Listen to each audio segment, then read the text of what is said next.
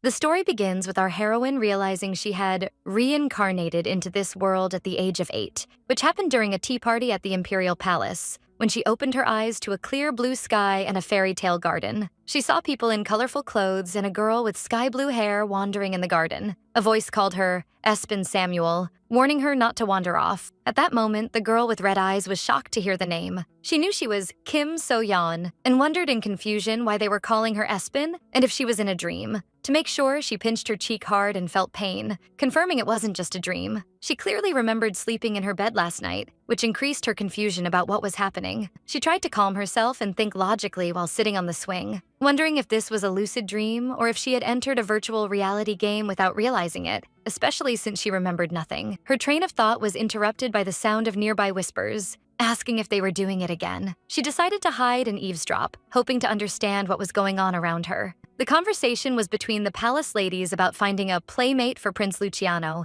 and the name seemed familiar to Espen. One of them spoke sarcastically about everyone knowing the true purpose of this tea party, criticizing Empress Isabel's actions. Her companion quickly warned her to lower her voice and remember that they were inside the Imperial Palace, so the lady apologized in fear. They wondered who might volunteer to be the prince's companion, mentioning that the Marquis Simon's family was desperate for any royal connection, insisting that their eldest daughter, Brianna, could become a mage, even though Prince Stephen would never choose her. Upon hearing the names Luciano, Brianna, and Stephen, Espen began connecting the events to a novel she had read before. She remembered the novel's title, Your Majesty, Please Don't Be Obsessed, and the details of the Simon family, which used to produce great mages but whose magical lineage had ceased. The original heroine, Brianna, had approached the male lead with the goal of reviving her declining family. That male lead was none other than the first prince and primary heir to the throne, Luciano Frederick. Luciano lived a life full of constant threats from Empress Isabel and the second Prince Stephen, especially after losing his mother at an early age. While Brianna needed power to restore her family's glory, Luciano desperately needed forces to support him. Thus, the two united out of necessity, and after a series of events, they fell in love, letting the story follow that typical path expected of novels. Suddenly, the girl realized that the castle in front of her perfectly matched the novel's description, confirming to her that this was not a dream, but that she was indeed inside the world of the novel. She quickly deduced that it was a case of reincarnation into another body. She remembered they called her Espen a moment ago, but she had never seen this name in the original novel, meaning Espen was just an extra character of no importance. However, judging by her long experience reading romantic fantasy novels, reincarnating into the body of a nobody meant only one thing. She had become the new heroine of the novel. She nodded confidently, convinced that this was the classic reincarnation cliché. She wondered briefly what happened to the original body, but decided to enjoy her new opportunity, relying on the heroine perks she would get to live a life paved with gold. She started thinking about the main characters linked to the heroine. First, the original male lead, Luciano Frederick, then the second male lead, Harrison Olindo, and the hidden villain, Damien Quaid, wondering if her own story's hero would be one of them. Her thoughts were interrupted by the entrance of the Empress and the princes, surprising her with the rapid pace of events. Watching the scene from her hiding place, she deduced from their appearance that this was their childhood phase, before the main story events began. She immediately recognized Luciano thanks to his pale skin, bright blonde hair, and red eyes. Seeing his features up close, she realized he was much more beautiful than described, and that he was the male lead of the original story. She felt pity for him. Although he would become obsessed in the future, in his childhood, he truly looked pathetic. Espen realized that this tea party was nothing but a scheme orchestrated by Empress Isabel to humiliate Luciano and pave the way for her son to the throne. The Empress arrived with Prince Stephen, asking with feigned innocence if they were late. With a sly smile, she thanked the attendees and invited them to sit wherever they pleased. She always claimed that these spring tea parties aimed to foster friendship, but everyone knew the truth of her intentions. Empress Isabel looked at the table where her son, Prince Stephen, sat surrounded by people, then made sure Luciano was sitting completely alone at the opposite table, exactly as it happened in the original novel. Espen watched the situation with resentment, realizing the Empress was isolating him blatantly, and described her behavior as very childish. The Empress approached Luciano, asking him with veiled sarcasm if he was alone again this year, to which Luciano calmly replied in the affirmative. The Empress feigned sympathy, saying his social skills were very poor and that she had to intervene. Espen remembered this scene clearly, even though it was just a side story in the novel. The Empress raised her voice addressing the attendees, asking if there was anyone who wished to befriend Prince Luciano, claiming she worried about him getting hurt at these parties. Silence and hesitation prevailed among the audience, thus beginning the search for a playmate for Prince Luciano. Silence filled the place as everyone froze in their seats, watching Empress Isabel's reaction with great anticipation. That moment was enough to remind Luciano once again of a painful truth, that he was completely alone in this world. Meanwhile, Espin was watching the scene, wondering angrily how they could sit there motionless. Despite her foreknowledge that this would happen, she couldn't stand the situation anymore. Suddenly, a small voice rose, declaring the desire to step forward, breaking the silence. Espin jumped from her seat, raising her hand enthusiastically, announcing she would be the prince's friend, justifying her impulsive behavior by the fact that the bright heroine is often spontaneous and unaware of the tense atmosphere. She stood before them boldly and with a broad smile, addressing Prince Luciano that she would be his friend, which astonished the prince, who muttered in amazement, while the Empress shot her a cold look. The Empress recovered the situation with a fake smile, thanking her for the offer, and asked in a soft tone for the brave girl's name. Espin lifted the hem of her dress and bowed respectfully, introducing herself as Espin from the Count Samuel family, expressing her honor to meet them. The attendees began whispering in admiration, praising the Count's upbringing of his daughter and her good behavior.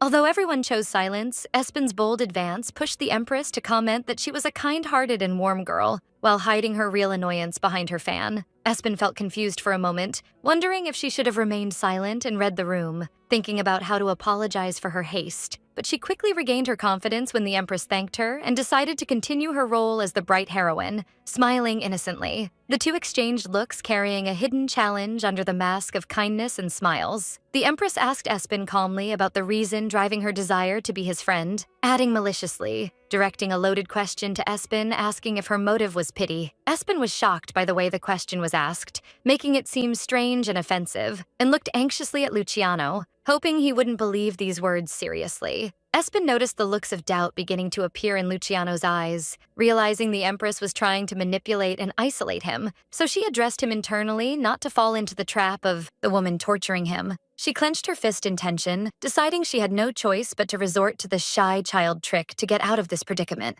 She pretended not to understand, asking innocently what pity meant, and if one even needed a reason to become friends with someone.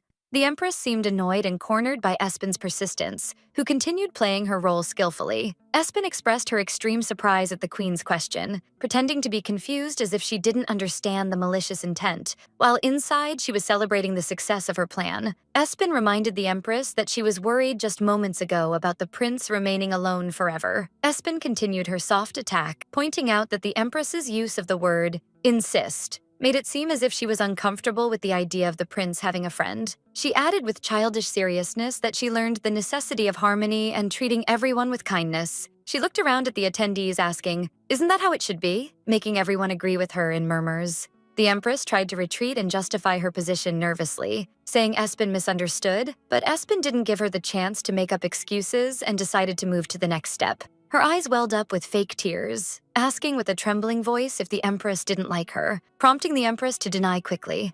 The attendees started whispering about the Empress's cruelty towards an innocent little girl, and how she opposed the prince getting friends just because the girl was a count's daughter.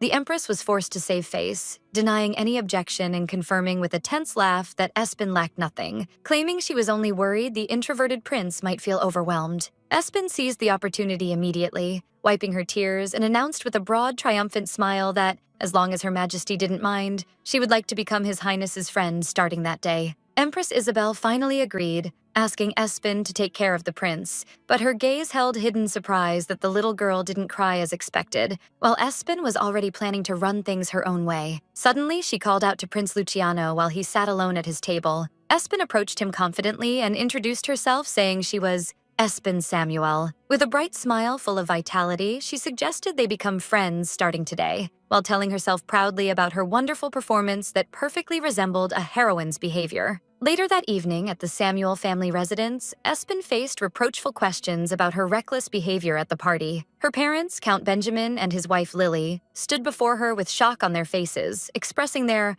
amazement at her boldness in addressing the Empress in such a sudden manner. Espen looked at them, realizing deep down that these two were her parents from now on. She recalled the moment she realized her transition to this world, as the original Espen's memories up to age 8 flooded her mind, and she felt overwhelmed with happiness due to the warmth and tenderness these parents surrounded their daughter with. Her father asked her seriously and anxiously if she really wanted to befriend Prince Luciano, causing Espen to feel disturbed seeing her father's worried expression, wondering if the original Espen's feelings were still affecting her. She remembered the Empress's frightening aura and felt regret that her haste and focus on Luciano might expose her family to harm. She justified her position to her parents in a faint voice, explaining she couldn't stand and watch while the prince was in such a sad situation. Then she bowed her head, apologizing for her individual action, rubbing her hands nervously. Silence prevailed for moments, and Espen thought she would receive a harsh scolding, but she was surprised by her father patting her head tenderly, explaining that their question wasn't blame,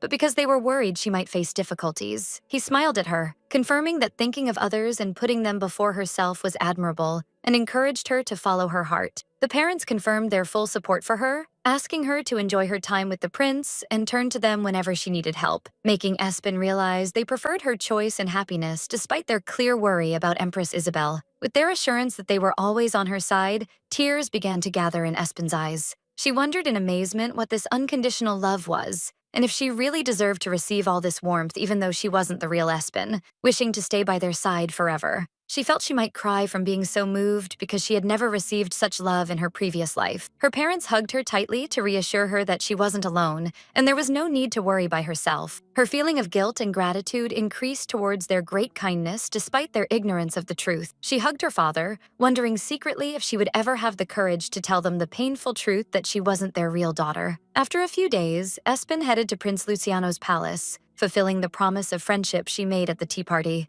She stood before the door ready to start her role as the story's heroine and knocked enthusiastically. She entered the room with a broad smile, greeting the prince and introducing herself again. With cheerful confidence, she wondered to herself if he had been waiting impatiently for her arrival. But Luciano's reaction was cold and surprising, mentioning he told the guards to bar visitors, to which Espen told him in surprise that she had sent a request letter beforehand. He answered with complete coldness, standing rigidly, that he didn't recall replying to that letter and that he was currently busy. Espen was shocked when he asked her to leave and return from where she came, as she didn't expect things to go this way. She realized he ignored her letter on purpose, while she naively assumed that no reply meant approval. So she decided firmly she wouldn't leave after coming all this distance just to be kicked out so simply. Espen tried to remind Prince Luciano of the friendship offer she made him earlier, assuring him her words didn't stem from pity or a passing whim, but were completely sincere, and begged him to give her a little of his time. She justified her persistence, saying they wouldn't get to know each other if they didn't meet, and used her secret weapon, puppy dog eyes, believing in the saying that kindness is the best way to melt cold hearts. But Luciano mocked her attempt, calling it ridiculous and defining her concept of friendship as intruding on others' privacy and visiting them without prior permission. He turned his back on her coldly, declaring he didn't need a friend who lacked basic manners, and ordered her to be gone by the time he returned. He slammed the door behind him, leaving her alone in the room. Espen flared up in anger, clenching her fist, trembling with rage, calling him an idiot. She imagined herself delivering strong punches to the Empress, denouncing his arrogant behavior and how he thought he could say whatever he pleased, especially after she defended him before the Empress at the tea party, so he shouldn't have been this cruel. She calmed down a little and admitted to herself she was wrong to assume silence meant consent, but she also blamed him for not refusing clearly. Had he done so, she wouldn't have bothered coming. She sighed deeply, trying to pull herself together, realizing that playing the heroine role wasn't easy, and beginnings are always stumbling. She remembered details of the original novel, and how Luciano always suffered from a lack of trust in others due to constant assassination attempts, and that he fought many conflicts with the original heroine Brianna before they got closer. She deduced that his current hostile attitude was nothing but a natural defense mechanism to protect himself. She decided not to be impatient and to keep trying, believing that if she showed him her sincerity consistently, Luciano would open his heart to her one day. Espen began writing letters seriously and regularly, graduating from simple greetings and asking about his well-being, to polite requests to meet him when his time allowed. But Luciano didn't grant her permission to visit easily, and the matter between them turned into something like a battle between a spear and a shield, where her letters were met with constant rejection. After sending more than 10 letters and exerting all this effort, she felt extremely frustrated. She lay on her bed, rolling around and screaming with childish grumbling, wondering why he rejected her again, realizing things don't go smoothly even for the story's heroine. Her nanny Diana intervened to console her, so Espen asked if she was a bad person no one wanted to befriend, but the nanny denied that, assuring her she was a very lovable girl. The nanny noticed Espen preparing to send another letter despite everything. Espen muttered that she was starting to get tired of the constant rejection, so the nanny suggested stopping the correspondence, suggesting the prince wasn't ready to get close to anyone yet. Espen acknowledged her letters might be annoying to Luciano, but she couldn't stop. She remembered his image sitting alone at the dining table and wondered how she could leave him alone after seeing that scene with her own eyes. She knew he would have to endure his loneliness until he grew up, but she wanted to be a source of strength for him so he wouldn't feel lonely. Additionally, she had another motive, the necessity of staying by the prince's side to be able to meet the second male lead, Harrison, who would appear later as Luciano's guardian knight. She made up her mind and decided to send one last letter. She sealed the letter with red wax, deciding that if she was rejected this time too, she would look for another way to reach him. A few days later, just as she was about to lose hope of getting a reply, a letter arrived. She opened it eagerly to read a brief approval from the prince that he would allow her visit tomorrow. She felt overwhelmed with happiness for finally getting permission to visit, and the palace looked bright in her eyes. At the appointed time, she entered Prince Luciano's room with a broad, bright smile, greeting him enthusiastically. Espen went back to introducing herself once again, asking the prince to call her by her name, Espen. The prince asked her sarcastically if people told her she was a bit slow-witted. Espen thought his allowing the visit meant a change in his feelings, but she discovered his difficult personality hadn't changed at all. She tried to lighten the mood with a cheerful laugh, claiming she was often described as smart. But Luciano replied sarcastically, asking if the definition of smart had changed, pointing out her inability to understand his repeated rejections. Espen felt frustrated, telling herself that novel heroes usually weaken before bright heroines, but he still seemed completely displeased. She surprised Luciano by saying she actually understood what he meant,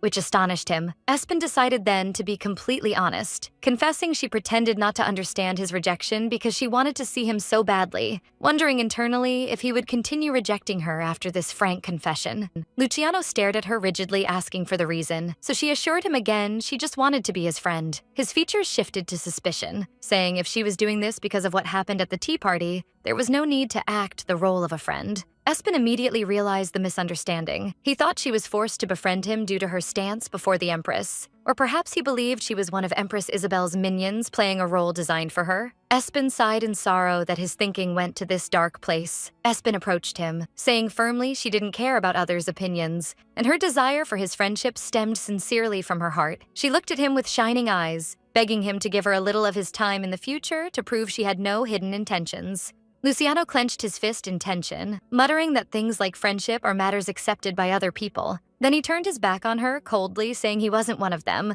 and ordered her to find someone else and leave immediately. Espen realized insisting now was useless, so she decided to retreat smartly and thanked him for his time. She left the room sighing, but quickly encouraged herself that their conversation today was longer than usual, considering that progress. She raised her fist enthusiastically, renewing her vow not to give up until she became Luciano's friend. Meanwhile, Luciano watched her from the window as she left, telling himself bitterly that someone like him couldn't have friends, and that having a trustworthy friend was impossible in his world. After getting that visit permission, Espen began frequenting the prince's palace regularly, greeting him energetically every morning. Although Luciano's replies were always brief and cold, not kicking her out was enough to make her feel comfortable. On days she stayed home, Espen began writing down and organizing the original novel's information. She tried arranging future events, characters, and capital trends based on her memory as a reader. But the major problem was that the original novel's events start when the characters are adults, while she is now living in the past period mentioned very briefly in a side story. She jotted down some notes that might be useful later. Despite their uselessness at the moment, she lay on her bed thinking about the lack of information regarding this period, except for the fact that Luciano suffered from mistrust since childhood and felt disappointed because the heroine perks didn't succeed in melting the ice between them as quickly as she expected. Espen told herself the prince's personality was worse than she imagined, but soon her view changed when she thought about his situation, excusing him as he had no one on his side, making this reaction natural. She remembered that despite being the prince and the story's hero, current Luciano was merely a 9-year-old child, surrounded by shadows of enemies and dangers. As the current heroine, she decided she had no choice but to understand him, especially since there was plenty of time before the original timeline of events began, giving her a chance to win his friendship. Days passed and seasons followed quickly, until almost a whole year had passed since Espen started living in this world. During a tea session in the garden, Espen asked her nanny desperately if her current situation was acceptable, as she hadn't succeeded in befriending Luciano yet. The nanny tried to reassure her, pointing out she thought things were improving between them, mentioning a small proof that the prince spoke one extra word today compared to yesterday, wondering if that counted as progress. Throughout that period, Espen's visits were one-sided, exchanging only a few customary words, while Luciano remained reading his books coldly. The prince's heart remained closed to her constant attempts. Their relationship was so fragile and ambiguous, she felt everything would end immediately if Luciano decided to ban her from visiting one day. Anxiety began to seep into Espen's heart, feeling she was still at square one, wondering fearfully what would happen if the original heroine, Brianna, appeared while she was still stuck in place. She turned to her nanny, asking seriously if there was a special secret to making friends. But the nanny answered regretfully that the last time she made a friend was many years ago. Espen felt frustrated because the nanny was the only person she could ask. She remembered sadly that before the tea party incident, she had children wanting to befriend her. But everyone cut contact with her once they learned she frequented Luciano. The nanny suddenly suggested preparing a gift for the prince, sparking Espen's interest. The nanny alerted her she always went to the prince's palace empty-handed. Espen imagined Luciano's sarcastic reaction, as if he might think she considered him a tea shop if she only brought food,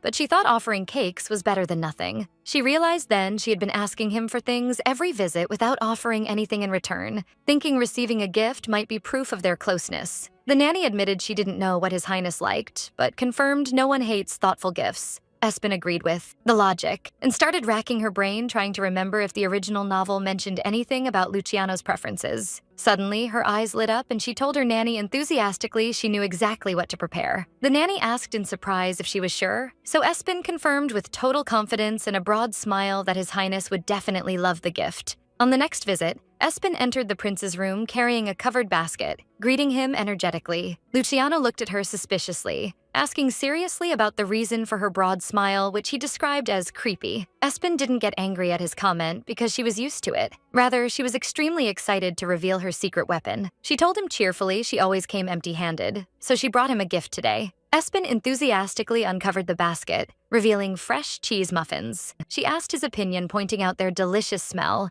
while basing her choice on a precise detail from the original novel stating Luciano didn't like sweet things. She remembered his dislike for sweets stemmed from his firm belief that such things made him weak. There was only one thing that managed to gain Luciano's approval in the original novel, despite his hatred for sweets, which was the cheese muffin offered by the original heroine, Brianna. Relying on this information, Espen offered him the basket with a bright smile, inviting him to eat together while they were still warm and fresh. Espen extended her hand hesitantly towards him with the muffin, but he remained standing, staring at her silently. Espen thought his hesitation stemmed from worry about the taste, so she asked if he was worried it might taste bad. She reassured him quickly she tasted it herself, and it wasn't flavorless but delicious, confirming she wouldn't force him to eat if he didn't like it. But his reaction was completely contrary to her expectations. His features suddenly changed to anger, asking sharply when he asked her to bring something like this, and why she imposed things he didn't request. Espen was shocked by his hostile tone, trying to justify her position while trembling, explaining she only brought it as a way to return the favor for allowing her to visit, considering it just common courtesy. But Luciano mocked her with a cold smile, refusing to accept her explanation, declaring he knew perfectly well this was part of some scheme. Suddenly, he directed a direct and shocking accusation at her, that she had put poison in the muffin. Espen's eyes widened in horror, screaming in amazement, repeating the word poison, asking why she would do something so heinous. Luciano answered with a dark look reflecting his bitter experiences, saying if something happened to him, she would definitely gain something, noting he met many like her before. Espen felt her heart breaking, trying to remind him she kept visiting him all last year just so he wouldn't be lonely. But her words only increased Luciano's suspicion, accusing her of waiting all that time for the right moment to reveal her true intentions, just like everyone else. He ordered her coldly to take her gift and leave, warning her against returning to his palace again, then turned his back on her. Espen stood frozen in place, tears filling her eyes, unable to comprehend what happened. She only wanted to be kind. So how did things turn into this disaster? Espen realized that this way she wasn't helping Luciano but hurting him, and she couldn't allow things to end like this. She knew leaving now would confirm his suspicions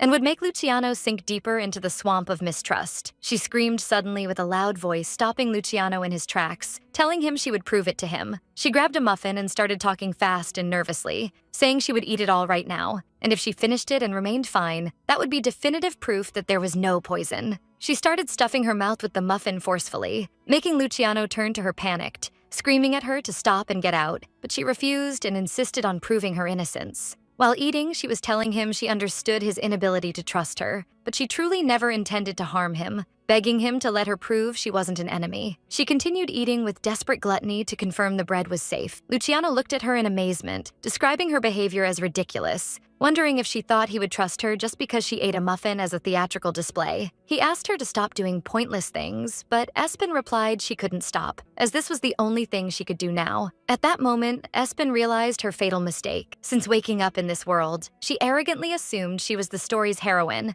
and all events and characters would revolve around her. She thought everyone would move according to her desires to achieve her happy ending. She admitted to herself she was too lax. Although this was a novel world, for these people it was their true reality. She realized the truth she completely overlooked. They weren't just characters, but independent individuals with their own feelings and lives. Espen continued eating the muffins until the last piece, telling herself she was no longer just a reader but part of this reality, blaming herself for the naivety of her previous enthusiasm for being the heroine. She swallowed the last piece, hoping this act would remove Luciano's anxiety and prove her good intentions. She offered him the empty basket with a triumphant and bright smile, confirming it was poison-free and she was perfectly fine as promised. But Luciano looked at her, describing her action as foolishness. Espen asked him with a smile if he would abandon his suspicions now after what he saw, but her body began sending alarming signals. Suddenly, she felt a shiver run through her body and her vision blurred, as if her stomach was contracting violently. She put her hand over her mouth, wondering fearfully if she got indigestion from eating too fast at this bad timing. She decided to leave immediately before he noticed anything, and things got worse,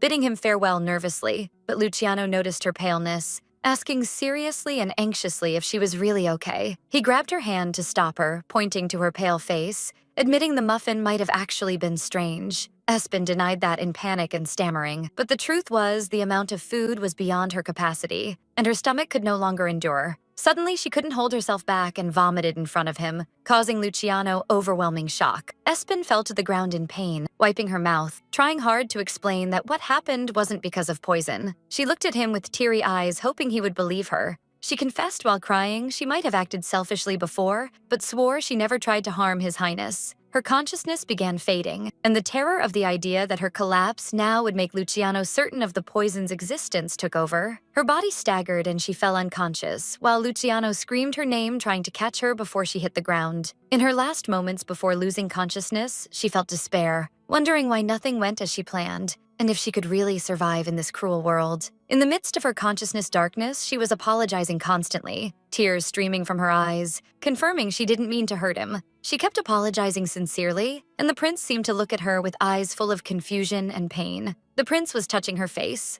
wondering why a girl like her would go this far, and what she would gain from getting close to him, unable to understand her motives. Espen finally woke up in her room at the Samuel family mansion, finding her mother beside her. She called her mother eagerly, so the mother asked tenderly about her physical condition, and Espen reassured her she was perfectly fine. Her mother told her how shocked she was when news of her collapse arrived, asking her to focus only on resting for now. Espen learned that Luciano was the one who contacted her family immediately the day of her collapse and arranged her transport by carriage home, and her parents were devastated upon her arrival in that state. She felt guilty for causing everyone worry, but tried to reassure her mother with a bright smile, claiming she ate and slept well and was full of energy now. Her mother looked at her with a deep gaze, holding her hand tenderly, saying she had something to say. She reminded her that she and her father were always on her side, and she was free to do whatever she wanted as long as she maintained her health, promising her not to worry. The mother kissed her daughter's forehead tenderly and left her to rest a bit. Espen sat on the edge of her bed, swinging her legs nervously, trying hard to resist her urgent desire to run back to the prince's palace, telling herself she had to pull it together. Nanny Diana interrupted her solitude, looking at her with eyes full of confusion and worry. Espen smiled at the nanny, who commented that reassuring her mother moments ago made everyone feel she had matured suddenly, Espen replied that she actually felt mature for a long time. Espen began thinking deeply about her new life, how she ended up in this body, and where the real Espen went. But seeing her new parents surrounding her with all this love and care made her realize something important. She became certain her parents, her nanny, and everyone in the mansion cared about her sincerely. So she decided to stop worrying and obsessing over being the novel's heroine. She called her nanny with a calm voice, asking her to send one last letter. She explained to the worried nanny she just wanted to apologize to Prince Luciano for her previous rudeness in front of him, confirming there were no other intentions behind this letter. Espen deduced smartly that the lack of bad rumors about her, despite what happened that day, meant Luciano had kept the matter quiet and protected her. So she felt apology and thanks were her duty. She grabbed the pen and started writing seriously, making a vow to herself she would never bother His Highness after this letter.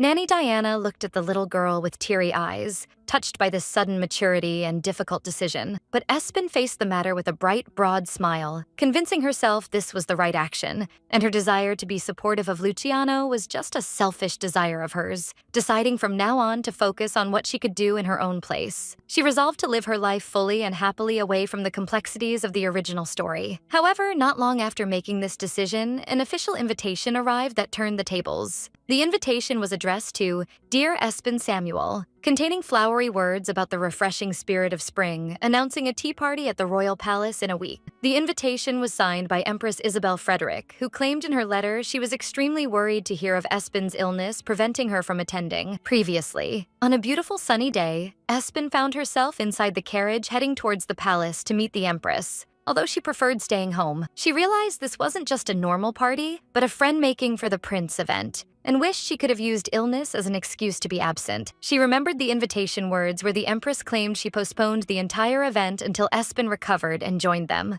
The psychological pressure was clear in the letter inviting her to enjoy time together after her recovery. Espen analyzed the situation suspiciously. The Empress remained silent for a whole year. So why summon her now? She wondered if she planned revenge for last year's incident. The Empress wasn't the only problem, but Luciano too, as this would be their first meeting since that day, and she didn't know what to expect. The carriage stopped, and the driver announced their arrival, causing Espen to feel intense tension. She got out of the carriage in front of the luxurious palace, realizing there was no room for retreat now, and she had to face what would happen bravely, and perhaps try to make a new friend.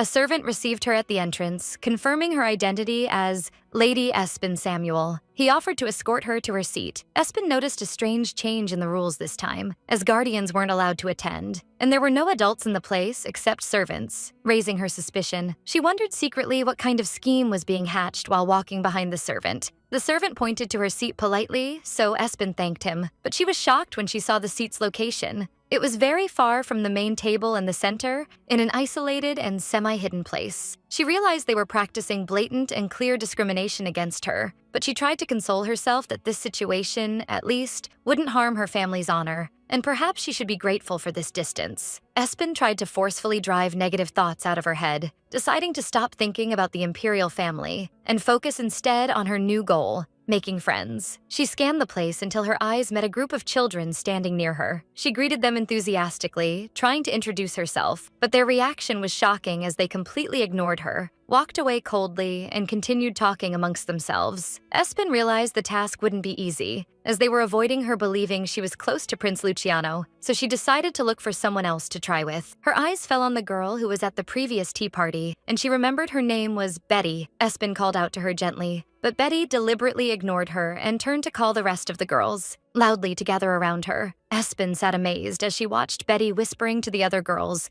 who started looking at her and laughing with obvious sarcasm. Espen saw that malicious smile on Betty's face and realized the general atmosphere wasn't just avoidance because of Luciano, but intentional contempt. Espen sat alone on her isolated seat in the back, while the group of children continued to look at her arrogantly. Espen analyzed the situation quickly, certain that this wasn't individual behavior, but that Empress Isabel had ordered Betty, who was considered the center of the group, to act this way. She understood the plan aimed to isolate and demoralize her to mold her as the Empress wanted, but Espen felt derision at these childish attempts. She wasn't a 9-year-old to cry over this, even if she felt some anger. Telling herself that compared to the chaos she caused in front of Luciano, this bullying was considered nothing, she suddenly noticed that she was speaking fluently about the prince's name now, Suddenly, she felt movement beside her, turning to find Prince Luciano standing there, which astonished her. She tried to salvage the situation and greeted him nervously, apologizing for not greeting him properly last time, while wondering inwardly why he came so early when she wasn't mentally prepared yet. Luciano replied with his usual coldness with a brief, "I see," making Espen feel that his coldness hadn't changed at all. This atmosphere was interrupted by the arrival of Empress Isabel,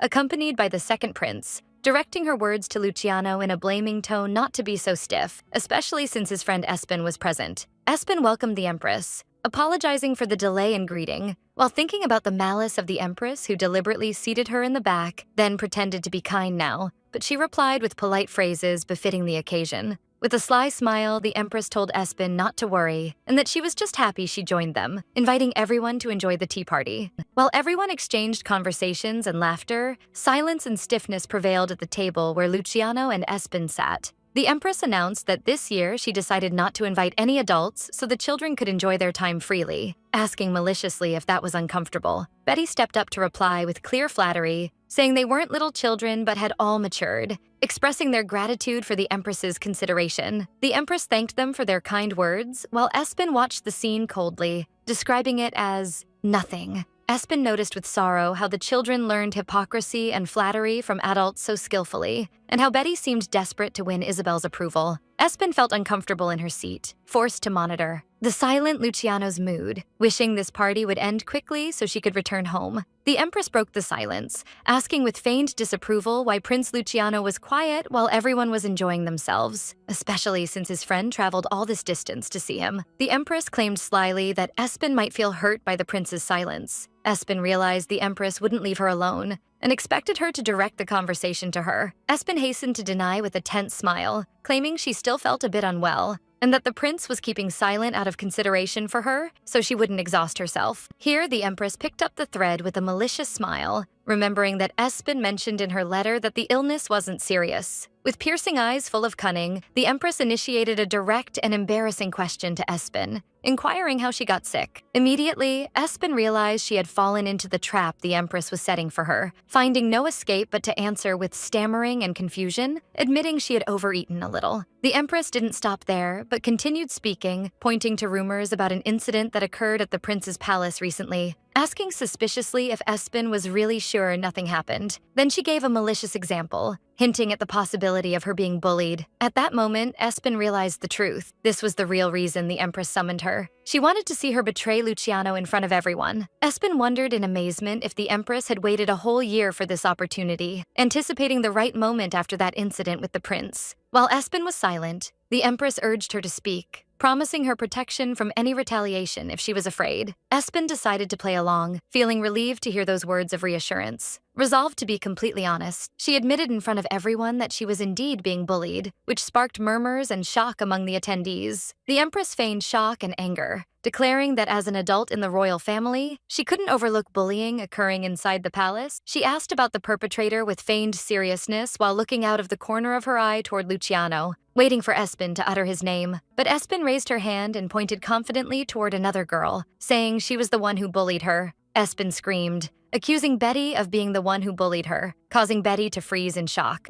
Luciano looked at Espen in amazement, disbelieving what was happening. Betty tried to defend herself, denying the charge with a trembling voice. But Espen confronted her, saying she deliberately ignored her greeting earlier, then laughed with the rest of the children as if it were funny. Betty stammered, trying to justify, approaching the Empress quickly to save the situation, claiming Espen misunderstood the situation and that Betty was just enjoying the conversation. The Empress insisted with a forced smile that it was just bad timing, asking Espen to think carefully once again. Then she asked her maliciously if anyone other than Betty had bullied her, in a desperate attempt to turn the accusation back toward the prince. But Espen sat calmly, saying if Betty didn't mean to bully, then it was fine, confirming there was no one else, thereby closing the path for the Empress to accuse Luciano. The Empress didn't give up, but continued pressing, noting she knew Espen was cautious. But she heard something else. She mentioned the Samuel family carriage came to the palace to transport Espen after her sudden collapse that day. Espen felt fear of exposure as the Empress began cornering her with questions to get the answer she wanted. The Empress suggested coldly that it would be wise to clarify exactly what happened before strange rumors spread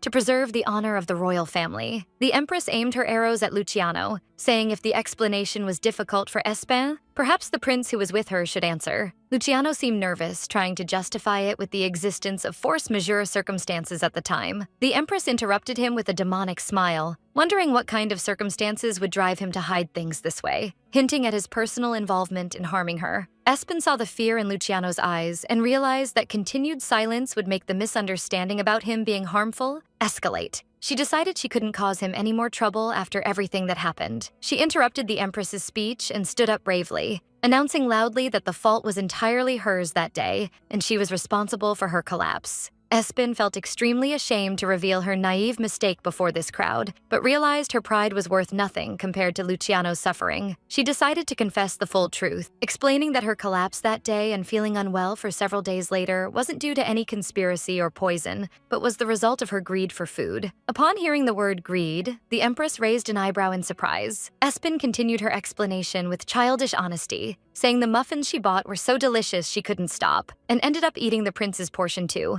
leading to severe indigestion. The Empress asked her in amazement if she meant she collapsed simply because she ate too much, and Espen confirmed that, feeling extremely embarrassed. The Empress exploded in anger, describing her words as ridiculous nonsense. The attendees began whispering about the Empress's unusual anger, surprised by her exaggerated reaction toward a child. One of the girls felt afraid, and a girl beside her tried to calm her down. The Empress realized she lost control of her temper and spoke for too long with Espen, which might arouse suspicion. The Empress tried to salvage the situation and change the subject, directing a question to another girl named Hazel about her opinion on the refreshments, to which Hazel answered nervously that they were the most delicious ever. Meanwhile, Espen was thinking about the Empress's narrow-mindedness, expecting she wouldn't be invited to royal tea parties again. She looked at Luciano, realizing she might not see him for a long time too, and expected such difficult situations to continue in the future. But she remembered Luciano as the male lead who will overcome all odds and get his happy ending eventually. She decided she would settle for retreating now and cheering him on from afar,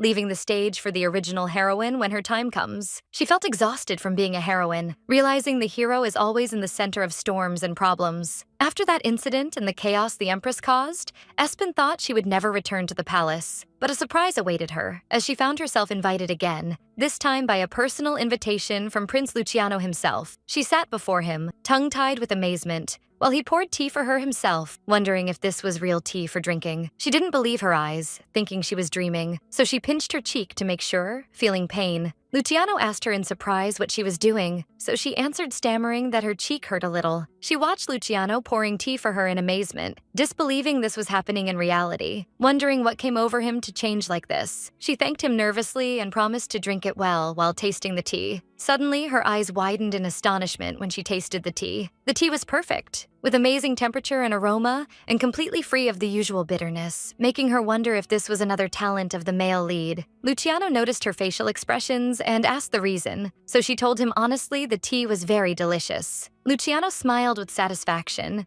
noting there was plenty of it and invited her to drink as much as she liked. So Espen thanked him happily. Silence prevailed for moments, and Espen wondered what she should do in this awkward atmosphere. Luciano sat nervously, as if he wanted to say something but hesitated. Espen decided waiting wasn't her style and initiated asking him directly. She confronted him boldly, wondering if His Highness summoned her to tell her something, confirming. At the same time, she would appreciate his honesty in that. She added clearly that if he had nothing to say, she would have to leave, realizing he was busy too. Hesitation appeared clearly on Luciano as he muttered incomplete words before gathering himself and asking her in a faint voice about the date she would come next time. Espen looked at him in surprise, answering with a brief question. So he repeated his question with clear stammering and confusion, inquiring about the timing of her next visit. The scene shifted to Espen's room, where she lay on the bed completely absent-minded, prompting her nanny Diana to ask anxiously if something happened again with His Highness the Prince. The nanny noticed Espen had been unconscious all day, so Espen answered slowly while still under shock, admitting something strange actually happened. She recalled the image of Luciano wondering when she would come again, and although she had waited long for the moment Luciano looked for her first, his tone didn't seem full of joy as she imagined. She couldn't understand the reason behind this sudden change in his attitude, so she asked him directly if he didn't hate seeing her. She told him their relationship had been one-sided since their first meeting, prompting Espen to ask him about the reason for his sudden talk about meeting again. He turned his face away from her, answering in a faint voice that it fell within his responsibility, explaining that the bad events that befell her recently were because of him. Espen asked him in confusion what he meant, so he told her the explanation would be too long, suggesting she come another time if she wanted to hear the details. Espen noticed his hesitation and asked if he wanted her to stay longer, but he denied it quickly. Espen reassured him she was fine despite his worry, and there was no need to force himself to spend time with her out of duty, reminding him he endured her one-sided persistence for over a year, and she didn't intend to bother him anymore. Suddenly, Luciano put his hand on the door to stop her from leaving, denying she was a nuisance to him. He looked at her seriously, saying 1 year wasn't enough, asking her to try harder, and set a meeting date for the day after tomorrow at 2 p.m. Espen returned to tell her nanny what happened in amazement, wondering what he really expected from her. She lay on the bed in confusion, thinking about his contradictory behavior, pushing her away when she approaches and holding on to her when she tries to leave, although she had resolved not to care about the matter anymore. She remembered how she previously tried to win Luciano's heart by playing the bright heroine role, but she gave that up, realizing then that reckless interference in the story's path without preparation brings harm to others. Recalling Luciano's injury and the difficult situation her parents were put in before the Empress, so she strove to minimize her meetings with him as much as possible. Espen exploded in a fit of childish grumbling, wondering what she should do in the face of his sudden actions. Nanny Diana looked at her tenderly, suggesting quietly that perhaps she didn't know the reason for his change, but the sincerity of her feelings might have finally reached him. Espen thought about his words, urging her to try harder, surprised by the difficulty of him expressing his desire to see her frankly, and wondered deep down if he truly wanted to get close to her. Meanwhile, Luciano was sipping tea quietly in his palace, suggesting the beginning of a real change in his feelings. Espen noticed Prince Luciano offered her tea again today, sparking her curiosity. She asked him hesitantly if he hated eating or drinking with others, to which he replied with surprise, pointing out he offered her tea before, reminding her she complained when he didn't and now grumbles when he does. Espen explained the problem wasn't the act itself, but the cold and indifferent reaction accompanying it always. She went back in her memory, remembering how he looked at her sternly and cruelly when she brought him muffins last time. She compared that situation with his current behavior, finding he changed a lot as if becoming a completely different person, making her wonder about the size of the burden he carried toward her to drive him to this radical change. She decided to return to their previous conversation topic, reminding him he said what happened to her was his responsibility, deducing from his words that she suffered several misfortunes because of him, not just one. Luciano admitted the correctness of her deduction, but Espen wasn't aware of the nature of the harm that befell her, so she asked him to clarify. Luciano pretended to think for a moment, then claimed simply he forgot, justifying that by saying she said she didn't need him to take responsibility, which angered Espen, who shouted in his face, disapproving of his manipulation of her feelings and worry. Luciano put the teacup aside quietly, admitting he was joking, but returned to confirm seriously that if she didn't feel she was harmed, there was no need to tell her. He justified his position that knowing the truth would make her think about it and suffer later, which he didn't want. He asked her to ignore his sensitive reaction at that time and continue acting naturally as if nothing happened. While he was speaking, Espen noticed something strange in his manner, interrupting him, suddenly noting his way of speaking was different from usual. Luciano was surprised by her observation and asked what she meant. Espen asked him in amazement if he was addressing her just now in a formal or polite form, noting he never called her by her name properly before, but used vague reference words. Luciano smiled, saying it was impressive she continued visiting him despite realizing that, and Espen tried to interrupt him so he wouldn't change the subject. Luciano explained honestly he decided to show a measure of respect to her because she proved to be an honest and loyal person. Espen felt confused and shy from this sudden appreciation, wondering when she started receiving this generous view from him. She imagined a cute image of him offering her something, asking herself if this change stemmed from the muffin incident. She asked him hesitantly if he was referring to that old incident, while thinking inside she couldn't say, "When I ate the muffins and vomited." Frankly, Luciano confirmed her thought, saying he realized in that moment she possessed true courage. Luciano continued explaining that although everyone was against him in that situation, she didn't cast blame on him even once, but considered her collapse her fault entirely. Espen felt embarrassed, wondering secretly if her shameful behavior then was considered courage in his eyes, and if she should be happy about this misunderstanding or not. She closed her eyes, thinking she truly wished they would get closer, but never intended to burden him with any responsibility. She looked at him, seeing in his eyes the look of someone who trusted no one before, but was now extending his hand toward her. so she couldn't help but accept this extended hand. She asked him shyly while rubbing her hands if they were friends now. Luciano looked at her, asking if he had to say it out loud, so Espen confirmed enthusiastically that such matters must be said clearly and directly. Luciano smiled sincerely, saying clearly he wanted her to become his friend. Espen contemplated his smiling face, amazed at his ability to smile so beautifully. She felt warmth flooding her heart, as if everything was okay, and accepting his friendship was the right thing. With a bright smile filled with happiness, she asked him for one last request to seal this friendship, which was to call her by her name, Espen, instead of you. Luciano asked Espen for her name, looking at her seriously. She answered enthusiastically, but quickly felt strange when he called her you instead of her name, expressing that the word you seemed very distant between friends. She commented that calling her you seemed cliché every time she heard it, sparking Luciano's surprise. She thought to herself this was natural because he was still a 10-year-old child, making him put his hand on his forehead in despair at her frankness. Espen encouraged him with a broad smile to call her by her name comfortably, urging him to try, asking him to try saying Espen. Luciano hesitated a little, then pronounced her name in a faint and hesitant voice. Espen felt overwhelmed with happiness and blushed, as if she achieved a great achievement. Luciano asked in surprise about the reason for her exaggerated reaction after he finally pronounced her name. Espen laughed shyly, admitting she didn't expect him to actually say it, causing Luciano to comment with annoyance on her lack of trust in him. Espen admitted to herself she always felt he didn't resemble children, but seeing this reaction confirmed to her he was indeed still small. Espen smiled happily, expressing her admiration that he looked his age. Since that day, Luciano began accepting Espen's spontaneous and informal behavior without showing any annoyance. They reached a stage of familiarity where they played chess together, where Luciano won a checkmate round. Espen grumbled at her loss and asked for another round, but Luciano refused and suggested doing something else, reminding her of the bet. Espen insisted on carrying out the bet, asking him to hit her forehead as punishment for the loser, closing her eyes nervously. Luciano refused at first, but Espen insisted, saying a bet is a bet. She waited for the hit, feeling nervous, wondering how strong a 10-year-old boy's hit was. She commented that Luciano, despite his young age, is actually strong, being the novel's hero.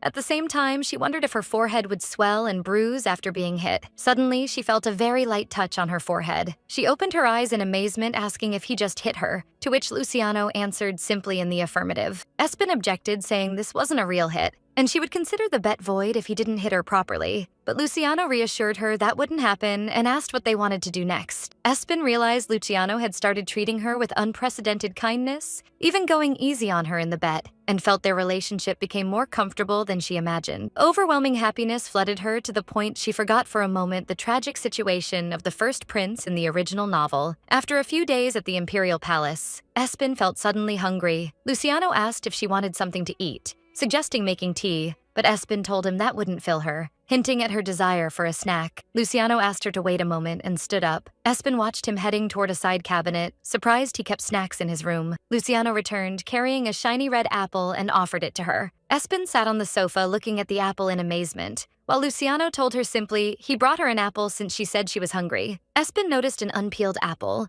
surprised the prince, left the dessert behind, wondering inwardly if the reason was his unwillingness to eat it like this. She received the apple from Prince Luciano and thanked him with stammering and confusion. Espen thought Luciano didn't keep many people around him, but found it strange there wasn't a single person to peel fruit for him. Her astonishment increased when she realized he hid fruit in his room, wondering suspiciously if he was forced to secure his food himself. She asked him anxiously, seeing him eating the apple with its peel, if he ate his main meals this way too. To which he answered with serious features that chefs were easy to bribe. Espen was stunned, realizing he had been taking care of his meals himself all this time because he didn't trust the palace chefs. She deduced his skill in making tea was because he always did it himself and didn't allow anyone to serve him. She realized the magnitude of suffering he lived through because of Isabel, who made him doubt even the people working in his palace for fear of poison. Espen jumped up, suddenly realizing the situation was more dangerous than she imagined, confirming to herself he needed to eat good food in this growth phase. She grabbed his hand firmly, asking him to leave with her for a moment because this situation couldn't be ignored. He asked her in amazement what she was doing, so she dragged him behind her, saying enthusiastically to go eat something delicious. They arrived at the Samuel family mansion gate, where the butler welcomed the return of the little miss. Espen asked him to prepare a luxurious dinner tonight because she brought a guest with her. Luciano wondered about the reason for bringing him to the Samuel family home with this haste and strangeness. The butler recognized Prince Luciano immediately,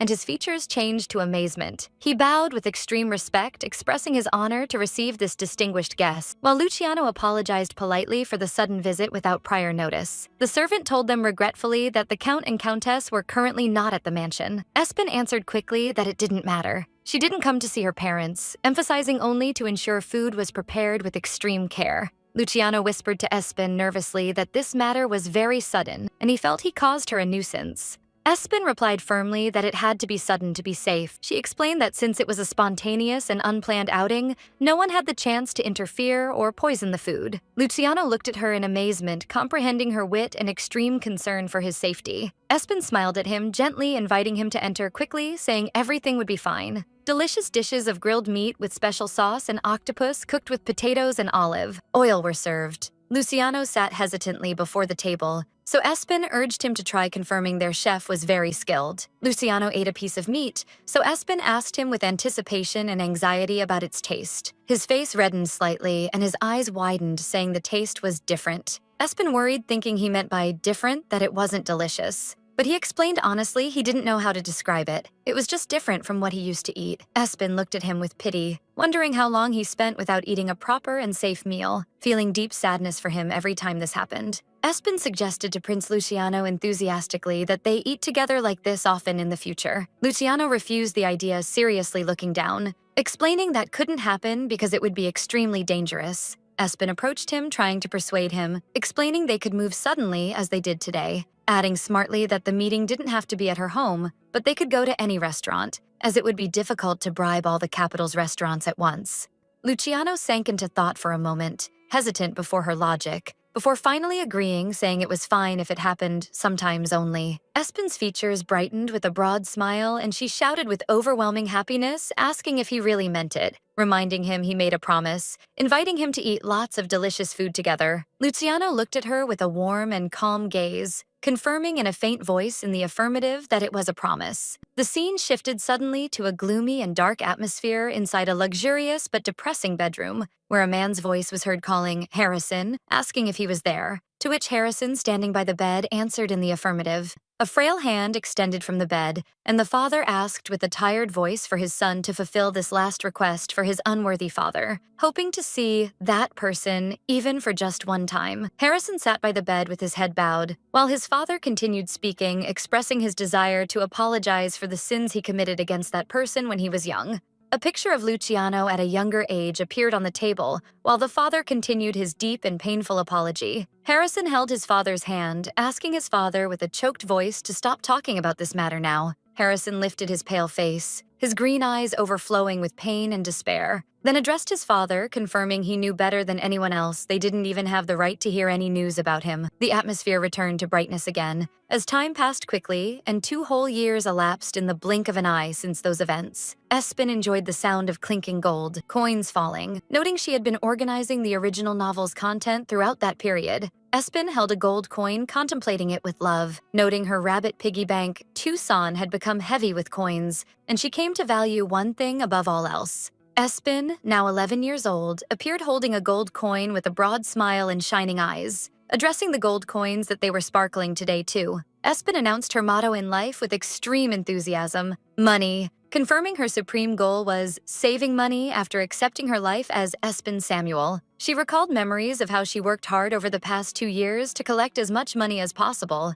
even asking for her allowance from her father, to be able to exploit all the information she knew from the original novel. Espen revealed the first investment she finally decided to make, which was the Maybell sweet shop that stole everyone's hearts in the capital according to the original novel's events. Espen held a letter explaining she asked the Adventurers Guild to find the residence of the concerned people, expressing satisfaction that the investigation ended already with amazing speed. Espen put a large amount of gold coins in a cloth bag, thinking if she was going to pay the commission and plan to persuade them with investment money, she had to bring at least this amount. The nanny noticed Espen preparing to go out, asking if she was heading to the bank because her piggy bank, Tucson, was about to explode. Espen answered with an innocent smile she wasn't going to the bank today, changing the nanny's features to amazement. The nanny's eyes widened in overwhelming shock and her jaw dropped in astonishment, screaming, asking if she would spend the money, while Espen wondered in surprise if using her own money was shocking to this degree. The nanny ran frantically in the hallway, screaming at the top of her voice, calling the master and mistress, telling them the urgent news, while Espen tried to stop her in vain. The nanny burst into the Count and Countess's office,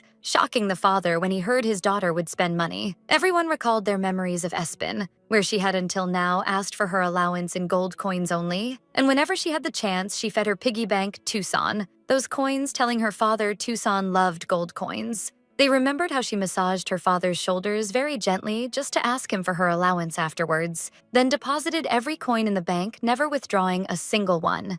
The father imagined Espen sitting happily atop a huge pile of gold coins, while her parents wondered in shock if Espen was a greedy person. Espen stood amazed at their exaggerated reaction, muttering with disapproval about the title, Greedy Espen, admonishing them internally that this title was a bit cruel, especially since she was their only daughter. The father asked his daughter Espen with a tone full of curiosity and worry about her real plans for using that money she collected with difficulty. Espen winked playfully, answering with a broad smile that it was a secret. The mother sighed in resignation before her persistence, telling her wanting to buy something was good, but warned her seriously against spending everything she owned at once. Espen reassured her parents, confirming she fully realized the value of money and its importance to her, so her mother agreed. The mother intervened to give strict instructions before her daughter went out, stressing the necessity of holding Billy's hand all the time, warning her she would be punished by staying home if she wandered alone again, to which Espen agreed obediently. Espen bade them farewell with enthusiasm and happiness,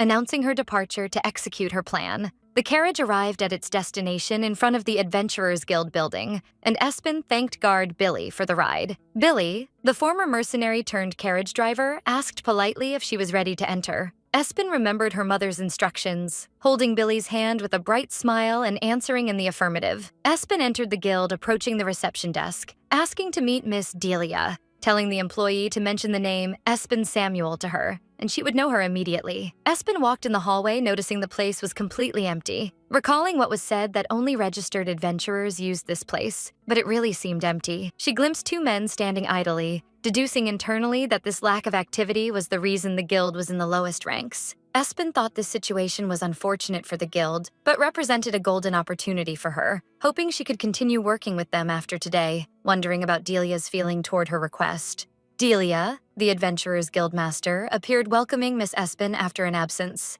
Delia placed a paper on the table, telling Espen it contained address information for the two people she asked to search for, setting the price at 5 gold coins. Espen was hit with overwhelming shock, screaming in amazement at this high price. She closed her eyes in pain, feeling the price was more expensive than expected, desiring strongly to haggle, but realized negotiating in her first request wouldn't be in her favor and wouldn't win her points. She tried to console herself, reminding herself this was all an investment for the future, and she shouldn't be stingy now, taking out the coin bag with a heart squeezed in pain. She placed the 5 gold coins on the table before Delia, who watched her quietly. Delia asked in surprise if she wouldn't verify the accuracy of the information in the paper first. Espen smiled confidently, answering that the investigation was simple and about ordinary people, so she doubted Delia would deceive her in something like this. While Delia examined the coins, Espen opened the paper to read the address. Surprised the concerned people lived closer than she thought, Delia lifted her head, asking Espen politely for permission to ask a question, so Espen allowed her. Delia admitted this was the first time the guild received a request from someone outside the guild circle, causing her to feel a little surprised at Espen's arrival. Delia asked curiously why she tasked them with a simple information-gathering mission instead of resorting to the Information Guild specialized in that. Espen smiled broadly, explaining this was the question she was waiting for, admitting secret investigations were usually the Information Guild's specialty, but she hesitated to go to them currently. Espen's features changed to seriousness, explaining the reason, noting the Information Guild ultimately belonged to Damien, the mastermind working in the shadows. Espen explained that she, as a person needing an information network to fill the gaps in the original novel, found the Adventurers Guild with its wide movement range and independence offered the best conditions to receive requests away from the Information Guild. She added confidently that if things went well, this would benefit Delia too. A struggling guild suffering financial deficit could find an income from external requests a way to rise again. Espen concluded her speech smartly, claiming she heard the Information Guild didn't care about methods or ethics, and she didn't feel comfortable dealing with such a place. Then asked Delia if her request was difficult for the Adventurers Guild. Delia assured Espen it wasn't difficult at all, rather seeing accepting external requests worth considering as a type of extra work. Delia asked Espen if she would visit their guild again if something else came up, so Espen thought enthusiastically, confirming she built a good relationship with the Adventurers Guild. Realizing internally, Delia quickly grasped the benefit of exploiting the guild's strengths in her favor. Espen expressed her feeling of reassurance to continue submitting requests to them, looking forward to working with them in the future with a bright smile. Delia smiled too, saying it would be a new challenge for the guild, and she looked forward to that as well. Espen left feeling satisfied because things went well with the Adventurers Guild, deciding to head immediately to meet her future business partners. Espen arrived at a simple house greeting with a broad smile, introducing herself to two ladies standing there. Espen recognized them, Miss May with red hair and Miss Belle with brown hair. The two ladies asked in surprise about her identity and how a noble lady like her knew their names. Espen concocted a quick excuse claiming she was looking for the best bakers in the area, and everyone recommended them. Thinking internally, she couldn't tell the truth she investigated them, so she preferred keeping it vague. May expressed doubt about that alleged recommendation, saying that couldn't be true, wondering seriously about the real reason for Espen coming to them. Espen revealed her intentions, saying she was currently looking for places to invest for the future. Suggesting enthusiastically they open a sweets shop, she offered them confidently to take care of everything, confirming no need to worry about startup costs or initial operating funds because she would cover all that. Espen told herself she saved all that money for this specific day. Confident capital was everything, and they wouldn't refuse such a good offer. But the reaction came hesitant as May asked with sweat beads dripping if Espen wanted them to sell their baked goods to other people. Then she apologized with regret, saying they couldn't accept this offer, causing Espen amazement and shock. Espen screamed, wondering about the reason for refusal despite covering costs. So May answered simply, baking was just a hobby for them. Espen panicked internally, realizing the original novel didn't mention the exact opening date of Maybell's shop, but she thought they were considering opening now given their high skills sufficient to dominate the capital. Espen realized if she retreated now just by broaching the subject, it would be difficult to try again later. While the two ladies whispered to each other about the necessity of dismissing her, Espen decided she had no choice but to persuade them somehow, clutching her clothes nervously. She clenched her fists with enthusiasm and determination, resolved deep down to climb that mountain of money with them, whatever the cost. The scene shifted to the prince's palace kitchen, where cooking tools and flowers appeared in a warm atmosphere. Luciano, now 12 years old, appeared wearing a cooking apron, kneading dough skillfully. Luciano asked Espen if this amount of dough was enough, but Espen stood completely absent-minded, not answering, so Luciano called her name to pay attention. Espen paid attention suddenly, so Luciano asked in surprise what she meant by her lost looks, explaining he was trying to talk to her the whole time. Espen apologized with a tense smile, saying she was lost in thought for a moment. Luciano reproached her because she was late for their appointment today too, asking if something was wrong, noting she mentioned meeting someone, asking seriously if she was thinking about them now. Espen denied that, trying to change the subject by praising the dough and asking him to mince garlic, but Luciano asked her seriously not to change the subject. Espen insisted while bowing her head she was only a little tired, and that was all. Luciano took the garlic bowl and she asked him to hurry, crushing it, still trying to evade the answer. Luciano stared at Espen with silent, reproachful looks, and Espen immediately realized he was sulking again, telling herself this was always his habit when she felt he was hiding something from her, or when she was hiding something from him. Espen continued her internal monologue while noticing his annoyed facial expressions, while he stood before her in the kitchen with dissatisfied features, trying to avoid looking directly into her eyes.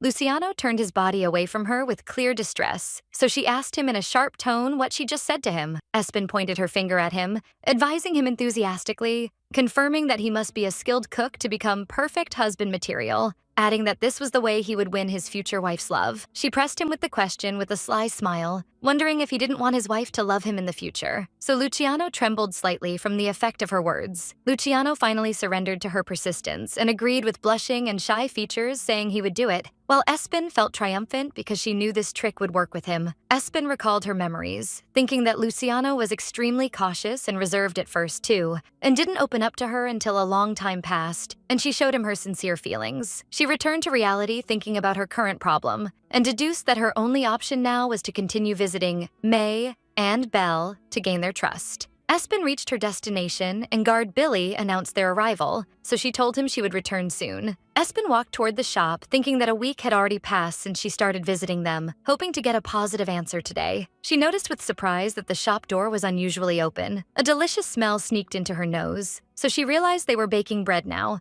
and considered that perfect timing to try a new approach in persuasion. She opened the door forcefully and entered with extreme enthusiasm, waving her hand, announcing loudly that she came to invest. May sighed helplessly upon seeing Espen and asked her with tired features if it was time for her to give up, pointing to her repeated visits. Espen pretended to be moved and described her words as hurtful, confirming her total confidence that they made the best sweets. But she corrected herself seriously, admitting she understood why it was difficult for them to trust her, especially since she hadn't tasted their bread even once before. Based on that, Espen requested, gently, to be allowed to join their tea time today. Espen smiled enthusiastically, suggesting this was a good opportunity to try the bread Belle made, and added she brought some garlic bread she baked herself to share together. The atmosphere changed suddenly, and May asked in a strange and serious tone if Espen really wanted to taste her bread. Espen noticed the sudden change in atmosphere, where Belle's features became dark and extremely fearful while May held her hand anxiously. Espen asked with tension and confusion if she said something wrong, but May denied that in a faint voice.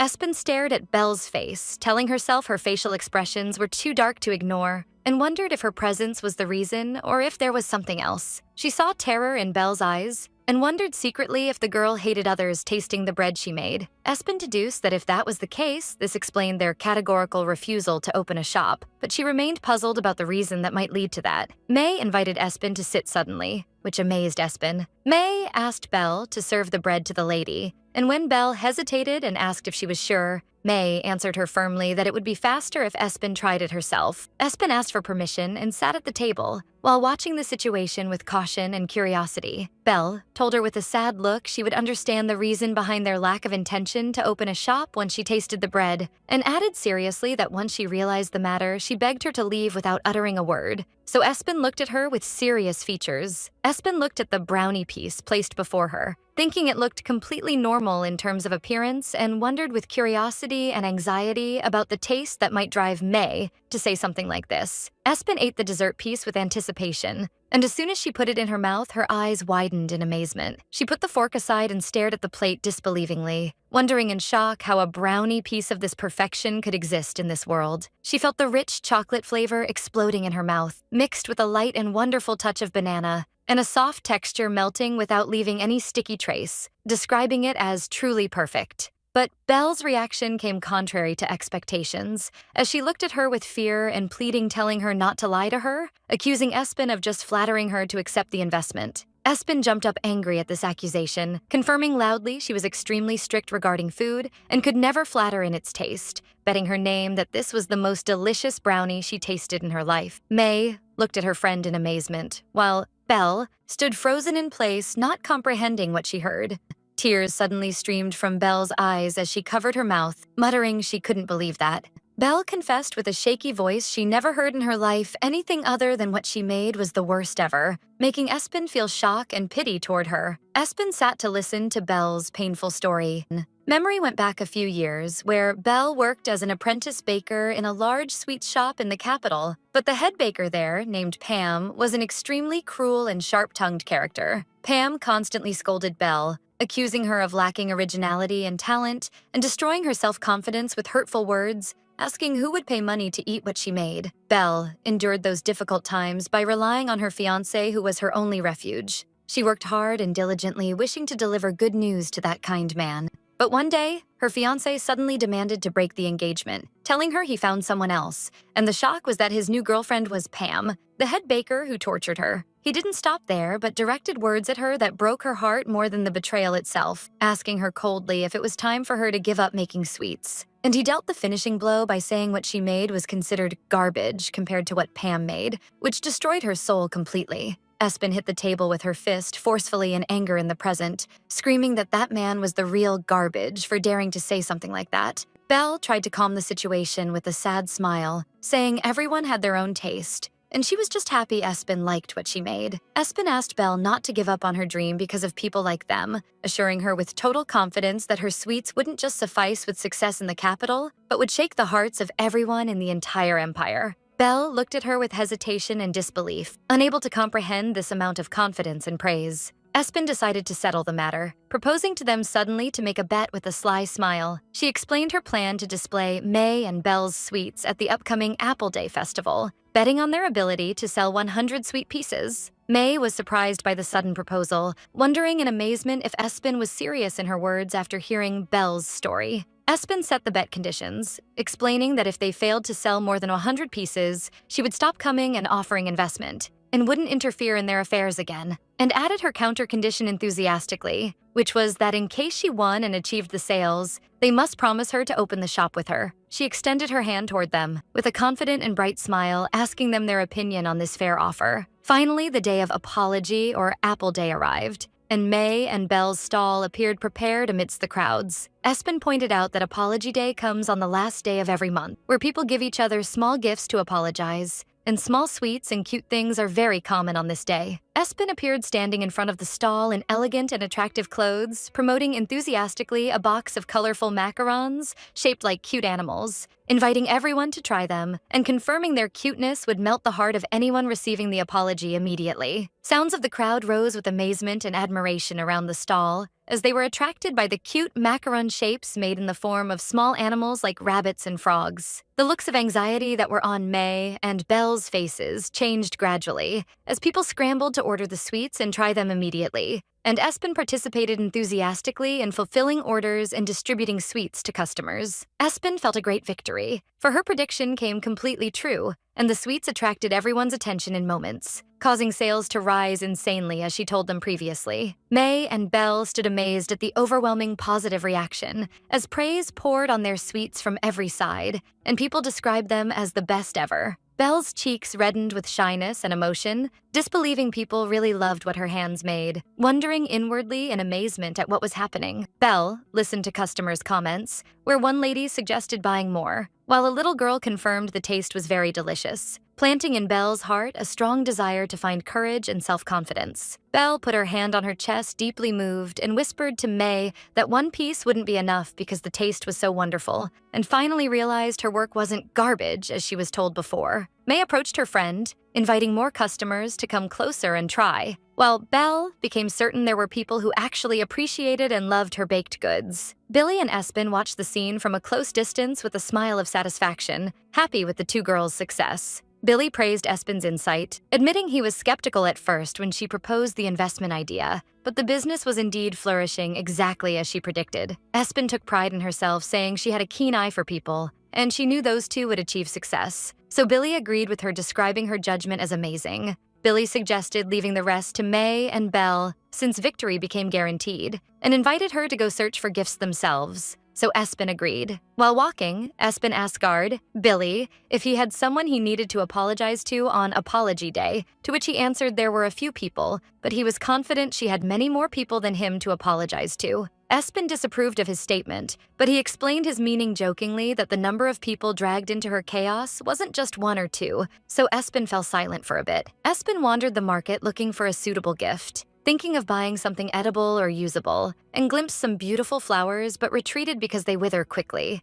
Espen wondered in confusion about the type of gift people choose with extreme care on such a day. Billy asked for permission to take a look around nearby, while Billy's eyes fell on a stall selling colorful accessories. Billy approached the stall and picked up some pieces, so Espen asked him slyly if the gift was for a lady, because she would love this kind of thing. She asked him curiously if the gift was for someone from the palace, so Billy denied that, explaining it was for someone he caused trouble for at the bar last time, so Espen insisted he tell her what happened. Suddenly, Espen felt immense pressure and a powerful aura approaching her, so she turned to see a person standing beside her. She wondered in internal panic if a bear had descended from the mountains, seeing a huge-built young man. Espen was amazed by the hugeness of his body, noticing he seemed even huger than Billy, and wondered what kind of physical build this was. She scrutinized his face, finding he seemed young, perhaps only 3 or 4 years older than her, or maybe he was an adult with childish features, which confused her. The young man noticed her looks and turned toward her with his golden eyes, so Espen panicked and turned her face away quickly in shyness. She scolded herself because staring at people was considered rude, but she couldn't stop herself from curiosity, while her face reddened with shyness. She returned her gaze to the table to find wish bracelets, and read the sign saying,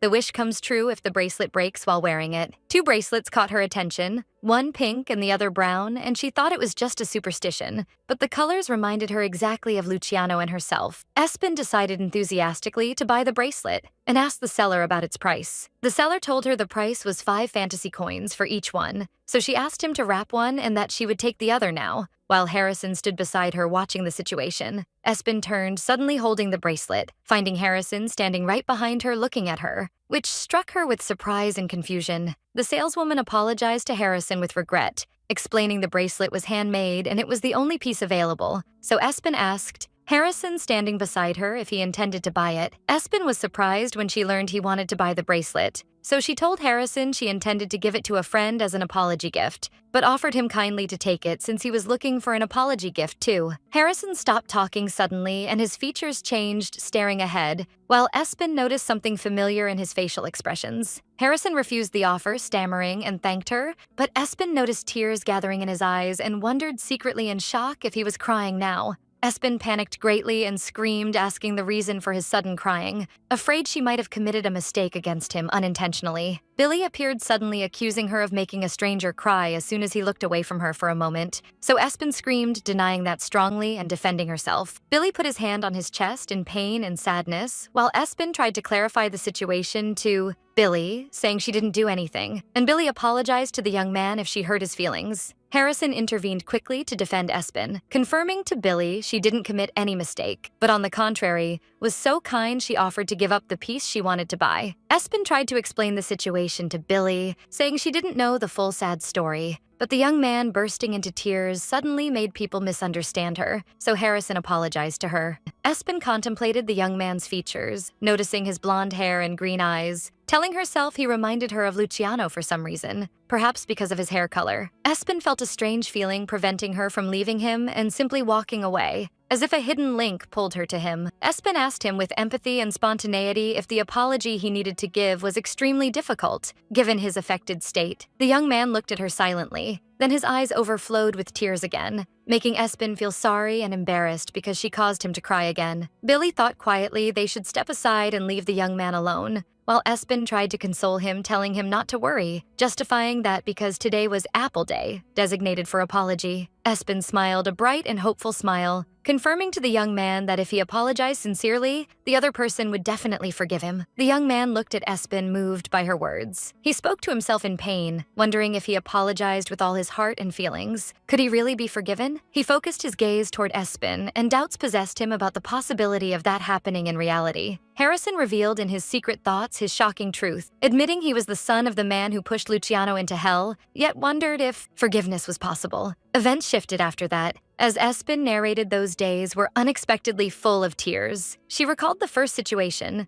where the man she met on Apple Day burst into tears in front of her suddenly. Then she remembered the second situation, which was tears of joy shed by both Belle and May after their overwhelming success in selling sweets. And finally, Espen admitted the last person who ended up crying was herself. The scene returned to the palace, where Espen's mother stood angry and scolded her severely, reminding her she asked her to hold Billy's hand tightly when outside. It turned out she got lost in the crowd and almost caused a missing child report. Espen remembered when she first reincarnated in this body, she was fascinated by the romantic fantasy novel Streets to the point she wandered with curiosity and slipped away from her parents, making her mother very strict in these matters. Her mother scolded her sharply, asking her if she realized the extent of the shock they lived when Billy told them of her disappearance and announced she wouldn't overlook this matter today. The mother issued her harsh verdict, announcing banning Espen from going out for a full month as punishment. Espen was hit with overwhelming shock and screamed in horror, objecting to the punishment duration,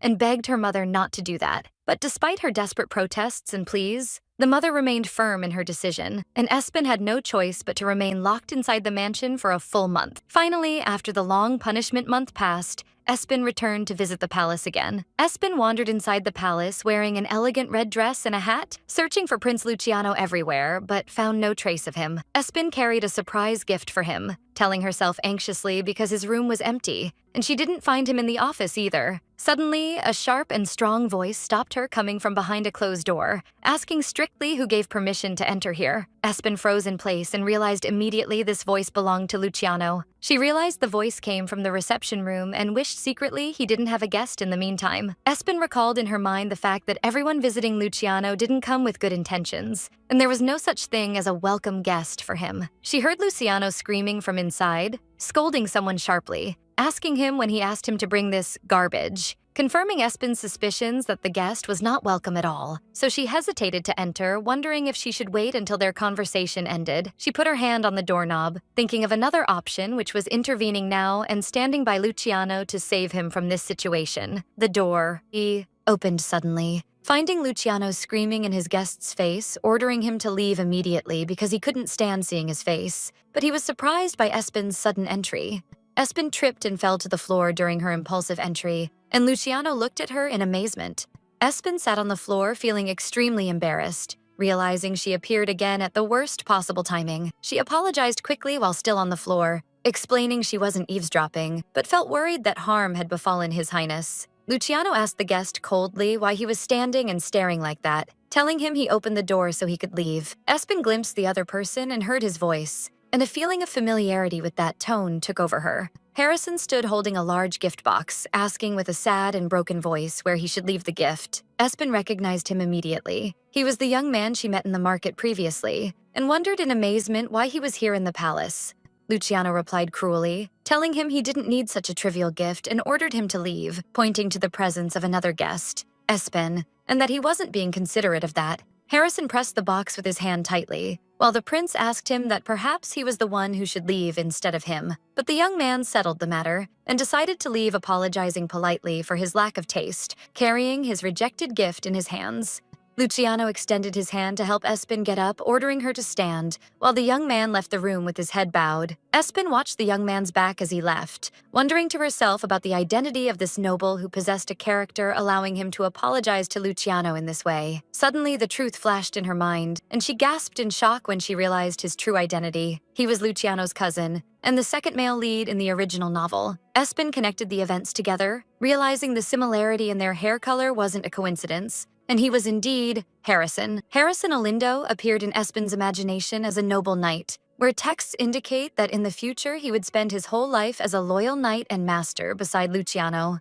But she also realized the reason behind Luciano's categorical and fierce rejection of him currently. Espen recalled the fact that Harrison was the son of the cousin who tried to poison Luciano when he was young, explaining the extreme hostility, although Harrison wasn't directly involved in that heinous incident. But Luciano, whenever he faced Harrison, was forced to remember that traumatic event which made him unable to trust others, and felt suffocation and psychological pain. Espen looked into Luciano's eyes filled with shadows, realizing with sorrow that even if Harrison came to apologize on behalf of his father, this wasn't something Luciano could accept easily. Espen wondered in confusion about the reason for Harrison's appearance at this early timing, as he was supposed to appear after a few years according to the original story, and she was surprised more because no events occurred linking them yet, making his sudden appearance to apologize incomprehensible and suspicious matter. Suddenly, Espen comprehended the word apology mentioned by Harrison, and remembered she told him on Apple Day not to worry because that day was designated for apology. Espen was surprised her words were what encouraged him, remembering when she told him a sincere apology would definitely make the other party forgive. She put her hand over her mouth in shock, realizing she was the reason behind his early coming and changing the course of events. Espen felt terror because she caused skipping a large part of the original story, where Harrison was supposed to hesitate for a longer period before gathering his courage, but her advice made him come very early, leading to everything happening quickly and suddenly, wondering in panic how to fix this situation. Meanwhile, Espen apologized to Luciano with a trembling voice, while Luciano looked at her in amazement, replying that he was the one who acted shamefully. Luciano remained silent with features still annoyed, so Espen decided the best she could do now was try to lighten the mood as much as possible. Espen smiled nervously, telling him she actually came because she had something she wanted to give him, asking if she could present it to him now, hoping that would contribute to fixing the relationship between them. Luciano looked at her in surprise, asking what she meant, so Espen asked him to lend her his hand for a moment. Luciano extended his hand hesitantly, so Espen tied the wish bracelet around his wrist gently. Espen explained to him enthusiastically this was a wish bracelet, and he must make a wish. And when the bracelet breaks eventually, his wish will come true. Pointing out happily, it matched the bracelet she wore too. Luciano looked at the bracelet silently, noticing its color resembled his eyes, and Espen's eyes. Luciano thanked her in a faint voice, saying he liked it. Espen felt relieved and happy because his mood improved slightly and smiled at him brightly. She asked Luciano curiously about the wish he would make, so he answered playfully that it was a secret and no one could know it. Suddenly, there was a knock on the door, and Espen wondered inwardly about the identity of the person who might come to visit him this time. The atmosphere changed suddenly, as Luciano appeared receiving a sudden invitation from Empress Isabel, sparking his worry and amazement, where the Empress invited him to attend a training match to be held tomorrow. Luciano and Espen arrived at the training ground in the Imperial Palace, where the atmosphere seemed charged with tension. The Empress welcomed Luciano with a fake smile, asking him with veiled sarcasm if she summoned him too suddenly while he was busy. Espen bowed respectfully, while the prince greeted the Empress politely, and Luciano answered the time was suitable. The Empress asked with feigned curiosity about the reason for Espen's presence, so Espen answered she was visiting the palace by chance and wanted to greet Her Majesty, so she accompanied him. The Empress welcomed Espen coldly, while Espen whispered in her secret thoughts that Luciano actually asked her not to come today. And Espen wondered anxiously how she could let Luciano go alone to face the Empress's unknown schemes. The Empress explained the reason for summoning Luciano, saying she had a favor to ask of him. She pointed to her son Stephen, saying he was training in fencing recently, and thought it would be good if Luciano was his training partner. Luciano and Espen were shocked by the request. Luciano and Stephen exchanged sharp looks, where Stephen held a sword and smiled challengingly, while Luciano looked at him coldly. Espen realized the dangerous predicament, for Luciano hadn't been able to learn sword fencing since last year due to his circumstances, placing him in an extremely weak position before Stephen. Memory went back to last spring, specifically during the selection of fencing instructors for the princes, where the Knight Commander volunteered himself to train Prince Stephen. In contrast, Luciano was rejected coldly and told he wasn't qualified to learn fencing yet, leaving him standing alone and isolated in the middle of the arena without any knight accepting him as a student. The Empress was the mastermind behind this decision, but she pretended now to be innocent and unaware of the situation, asking Luciano to fulfill her request with a sly smile. Her request consisted of holding an immediate training match with Stephen, and she summoned her followers specifically to watch this event, making it look like a pre-arranged play. Espen realized clearly the Empress sought to humiliate Luciano publicly in a fight whose result was predetermined in favor of her well-trained son, so she burned with anger inside at this baseness. Espen rushed suddenly to stand between them, objecting loudly that this was unfair, but the prince signaled her to stop, while the Empress looked at her coldly and arrogantly. Luciano shook his head at Espen silently, asking her to retreat and not interfere, so she looked at him with extreme anxiety. Luciano tried to justify his objection to the Empress, pointing out he might not be the suitable opponent for Stephen because he didn't receive proper training in the sword, as everyone knew. The Empress laughed maliciously, mocking Luciano, saying she knew he swung a wooden sword alone sometimes, suggesting sarcastically he might learn something if he dueled Stephen. Espen felt a severe insult to her dignity, and Luciano's dignity. Disbelieving the Empress asked him to learn from Stephen, who was younger than him. Luciano agreed with total calmness, telling the Empress he would do his best as long as she insisted on that, while closing his eyes in resignation to the status quo. The match began, and Luciano and Stephen stood facing each other, each holding a wooden sword amidst everyone's anticipation. The Empress called Espen by name, hiding her face partially with her fan, so Espen answered cautiously. The Empress asked her with a confident and sly smile about her prediction for who would win this match, as if she was confident of Luciano's loss. Espen fell silent for a moment, then announced with a confident voice and shining eyes with a challenging smile that she believed Prince Luciano was the one who would win. The Empress's smile faded, and she looked at Espen with a sharp and annoyed look from her unexpected answer. Espen confirmed in her secret thoughts her belief in Luciano's victory, clenching her hands tightly. She summoned the fact that Luciano was the male lead of this novel, and even if he was ignored and trampled upon now, his true mettle would show. Espen bet on his innate talent mixed with his determination to win, while the fight intensified between the brothers. She expected this mixture might lead to a result no one expected, while Stephen blocked a strong blow from Luciano. The fight continued fiercely, and sounds of wooden swords rose, while attendees expressed admiration for Prince Stephen's fierce skill for his age. The Empress watched the situation with hidden anxiety, and one attendee commented, Luciano was holding up better than expected, while the two exchanged blows and attacks. The fight intensified and sparks flew,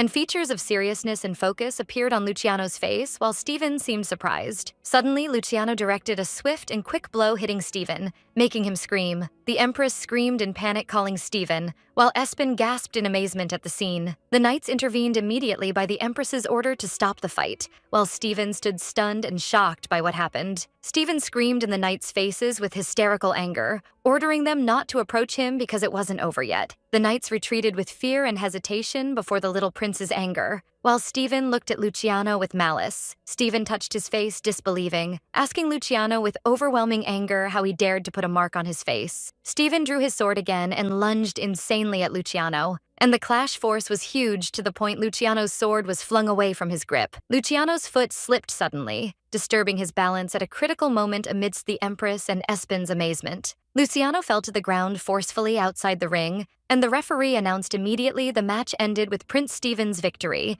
as expected, exploiting his opponent's fall to announce the result they wanted from the start. Steven smiled with victory and arrogance while receiving congratulations, while Luciano remained in his place trying to comprehend his humiliating loss while still on the ground. Espen rushed with lightning speed toward Luciano, ignoring everyone's looks, while Steven cast a look full of arrogance at her. Espen knelt beside Luciano, asking him with eagerness and anxiety if he was hurt anywhere, so he answered in a faint voice he was fine. While Steven looked at them in surprise, the Empress called Steven, so Steven bragged about his win, claiming he was perfectly fine and wasn't affected by the fight. But the Empress grabbed him forcefully and reproached him, saying if he used his full power from the start, Luciano wouldn't have dared touch him, and told him she felt great disappointment in his performance. She whispered in his ear with a terrifying voice, scolding him, asking if he prepared all this to achieve such a meager victory where he allowed his opponent to touch him, so Steven trembled in terror. Steven apologized to his mother while turning to see how Espen was worried about Luciano. On that day, after his painful loss to Steven, Luciano ran away from the training ground at top speed, while Espen tried to catch up with him. Luciano continued running alone until he disappeared completely from sight, leaving Espen behind, panting. Espen stood worried and confused,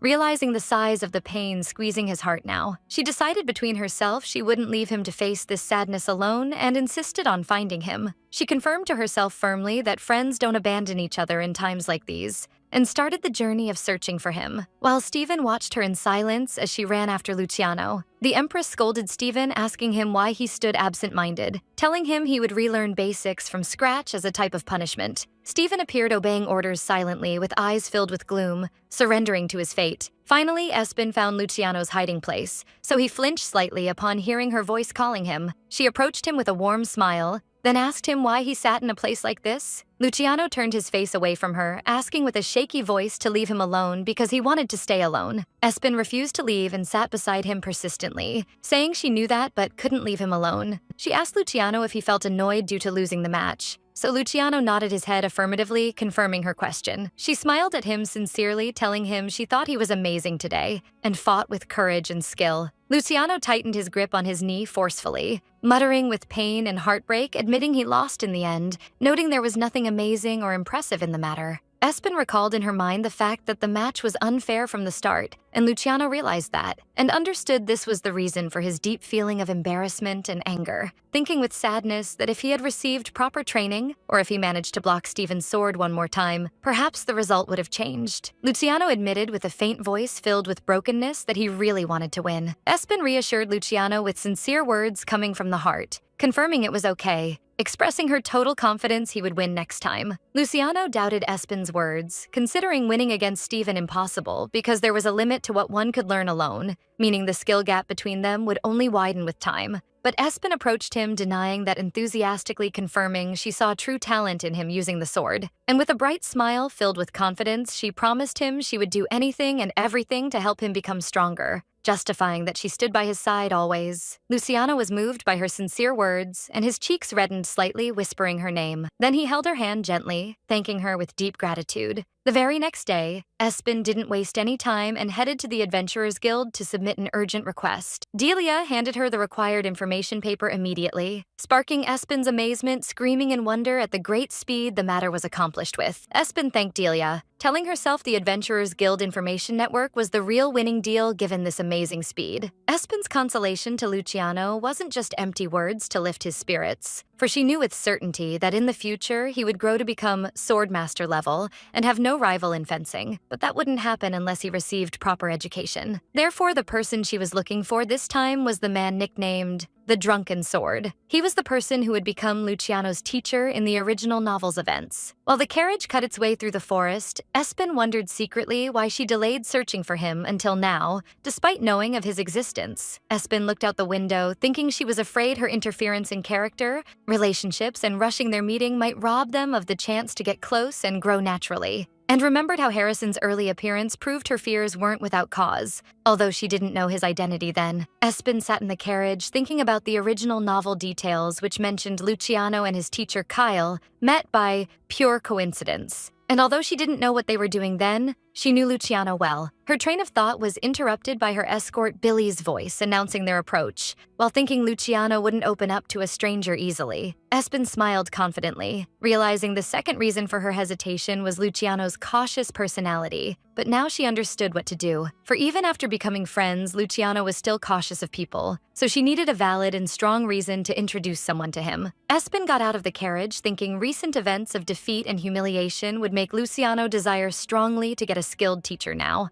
Considering this the perfect timing to find the Drunken Sword, the two stood before a bar named the Heavy Drunkard, and anxiety appeared clearly on Billy's face, asking if she really planned to enter there. Espen answered with total confidence the person she came to meet was inside according to Delia's information. Billy muttered with fear, imagining the punishment he would receive if the Count knew he brought his daughter to such a place. But Espen reassured him with uncertain phrases, pushing him to enter. Sweat poured from Billy's face, and he asked for one promise, which was if he decided the situation inside was inappropriate, they must leave immediately. Espen agreed with an innocent smile, but conditioned in return that if one of the drunks attacked her, he must protect her. Billy was shocked by her strange condition, while she ran toward the entrance, leaving him confused. Billy tried to catch up with her, screaming, inquiring with panic about that attack story and what exactly she was planning. Espen opened the bar door forcefully and entered, waving her hand, greeting loudly, announcing she came to meet the Drunken Sword, while Billy tried to stop her in vain. Silence prevailed in the bar suddenly, and eyes turned toward the little girl, while a man with blue hair and an eye patch drank beer ravenously, then hit his cup forcefully on the table. The man turned to her with a sharp look and annoyed features, describing her as a brat and asking threateningly who dared call him by that name recklessly. The man faced Espen with a threatening tone, describing her as the little one daring to pronounce his name. Espen asked boldly if he was Cal the Drunkard, so he replied with indifference and challenge, asking what would happen if he was indeed. She told him she wanted to talk to him a little. He turned his face away from her coldly, announcing he had nothing to say to a noble lady. Espen was annoyed by his total ignorance of her, so she decided to raise a more interesting topic to attract his attention. She called him suddenly by his real name, Kyle Pedro, confirming he was the person concerned, making his features freeze and his single eye show clear shock. His face turned to a mixture of anger and shock, asking with a dark and terrifying tone how a noble girl knew this name forgotten by oblivion. Espen noticed the general atmosphere changed completely as soon as she pronounced his real name, and felt danger. Suddenly, his hand extended toward her with lightning speed, so Espen screamed in panic, stammering, trying to retreat. He almost grabbed her had it not been for Billy's quick intervention, intercepting his hand and protecting Espen with his body, while Kyle stood amazed by the reaction speed. The two men exchanged sharp, intense looks, while Espen trembled behind Billy. Espen realized the attack was so sudden she didn't even think to dodge it, and had Billy not grabbed her at the right moment, Kyle would have grabbed her by the collar. Kyle expressed admiration for Billy's quick reaction, but directed a stern warning to Espen not to underestimate him and look down on him just because he was a drunk, otherwise she would get hurt. Kyle continued speaking angrily, believing they sent a child to lower his defenses, asking if those people had no dignity, sparking Espen's surprise, not understanding whom he spoke of. Meanwhile, bar patrons erupted, standing from their seats with frowning faces, asking if nobles came to harass Cal again. The crowd began muttering angrily, remembering how Kyle beat the last one who came to him, and Espen realized there were hostile noble factions against Kyle, and bar patrons were trying to protect him. Espen tightened her grip on her dress, realizing she needed to clarify this misunderstanding immediately before things got out of control and everyone revolted against her. Espen screamed with a loud and strong voice, asking them to wait a moment, confirming they understood the matter completely wrong. Kyle was surprised by her screaming, while she pointed her finger toward him, boldly scolding him. She explained sharply. She said clearly she wanted to talk only and had no intention to attack, confirming he was the one who initiated threatening her suddenly. Then she turned to the surrounding crowd, scolding them, asking if it was right for a group of adults to surround and threaten a lone child without even listening to her, even if it was to help a friend. The men felt embarrassed and confused by her logical words, and started wondering among themselves if they were the bad guys in this situation, especially since she came without soldiers. Kyle looked at her suspiciously, admitting his old name was known only to those who knew his past, asking if she used it as a type of threat that she had leverage on him. Espen looked at him and Billy, thinking secretly the student resembled his teacher exactly. Both were extremely cautious and difficult to deal with. Espen tried to justify her position, telling him to think about it logically. If she harbored bad intentions, she wouldn't have revealed herself to him in this direct way. She admitted honestly she searched for him and collected information about him, but that was only because she wanted to ask a favor of him, and offered to make a deal if he didn't wish to grant the favor. Kyle laughed sarcastically, mocking the idea of a little girl asking him to make a deal. But Espen smiled confidently and energetically, confirming she wasn't a normal child, asking him to listen to her and he wouldn't regret it, suggesting moving to another place to talk freely. Kyle agreed, and they moved to a quieter and brighter outdoor place. Kyle asked her seriously about the favor she wanted to ask, with his prior reservation that he didn't promise to agree to it. Espen entered the heart of the subject directly with a confident smile, pointing out she heard rumors confirming his fencing skill was very exceptional, paving the way for her main request. Espen asked the man seriously if he had ever thought about taking a disciple. Kyle was surprised by her question, thinking she wanted to learn herself, but she corrected him, explaining she wanted him to train a friend of hers. She assured him enthusiastically that her friend possessed immense potential, and that with a good teacher he would become an exceptional swordsman. She offered him a tempting deal. If he accepted her offer, she would help him grant his wish in return. Kyle looked at her with suspicion and mockery, wondering if she even knew what he wanted, to which she answered with total confidence. Then she threw her bombshell in his face, revealing the truth of what he aspired to, asking him directly if what he sought was revenge. Kyle's gaze shifted to extreme caution, and he asked her how deep she had dug into his background. Espen smiled with feigned innocence, pointing out that knowing the name Kyle Pedro meant she knew everything. But deep down, she knew she was partially bluffing and relying on guesswork halfway through. Espen recalled the novel's information stating he was an Imperial Knight, and that he was expelled disgracefully due to a certain incident. She remembered that in the original story, he would train Luciano only to exploit him for his own revenge. Espen connected his wariness of nobles with his violent reaction to the mention of his real name, deducing that his target was the person who framed him and caused his expulsion from the Knights. Since responsibility for any incident within the Knights falls on the commander,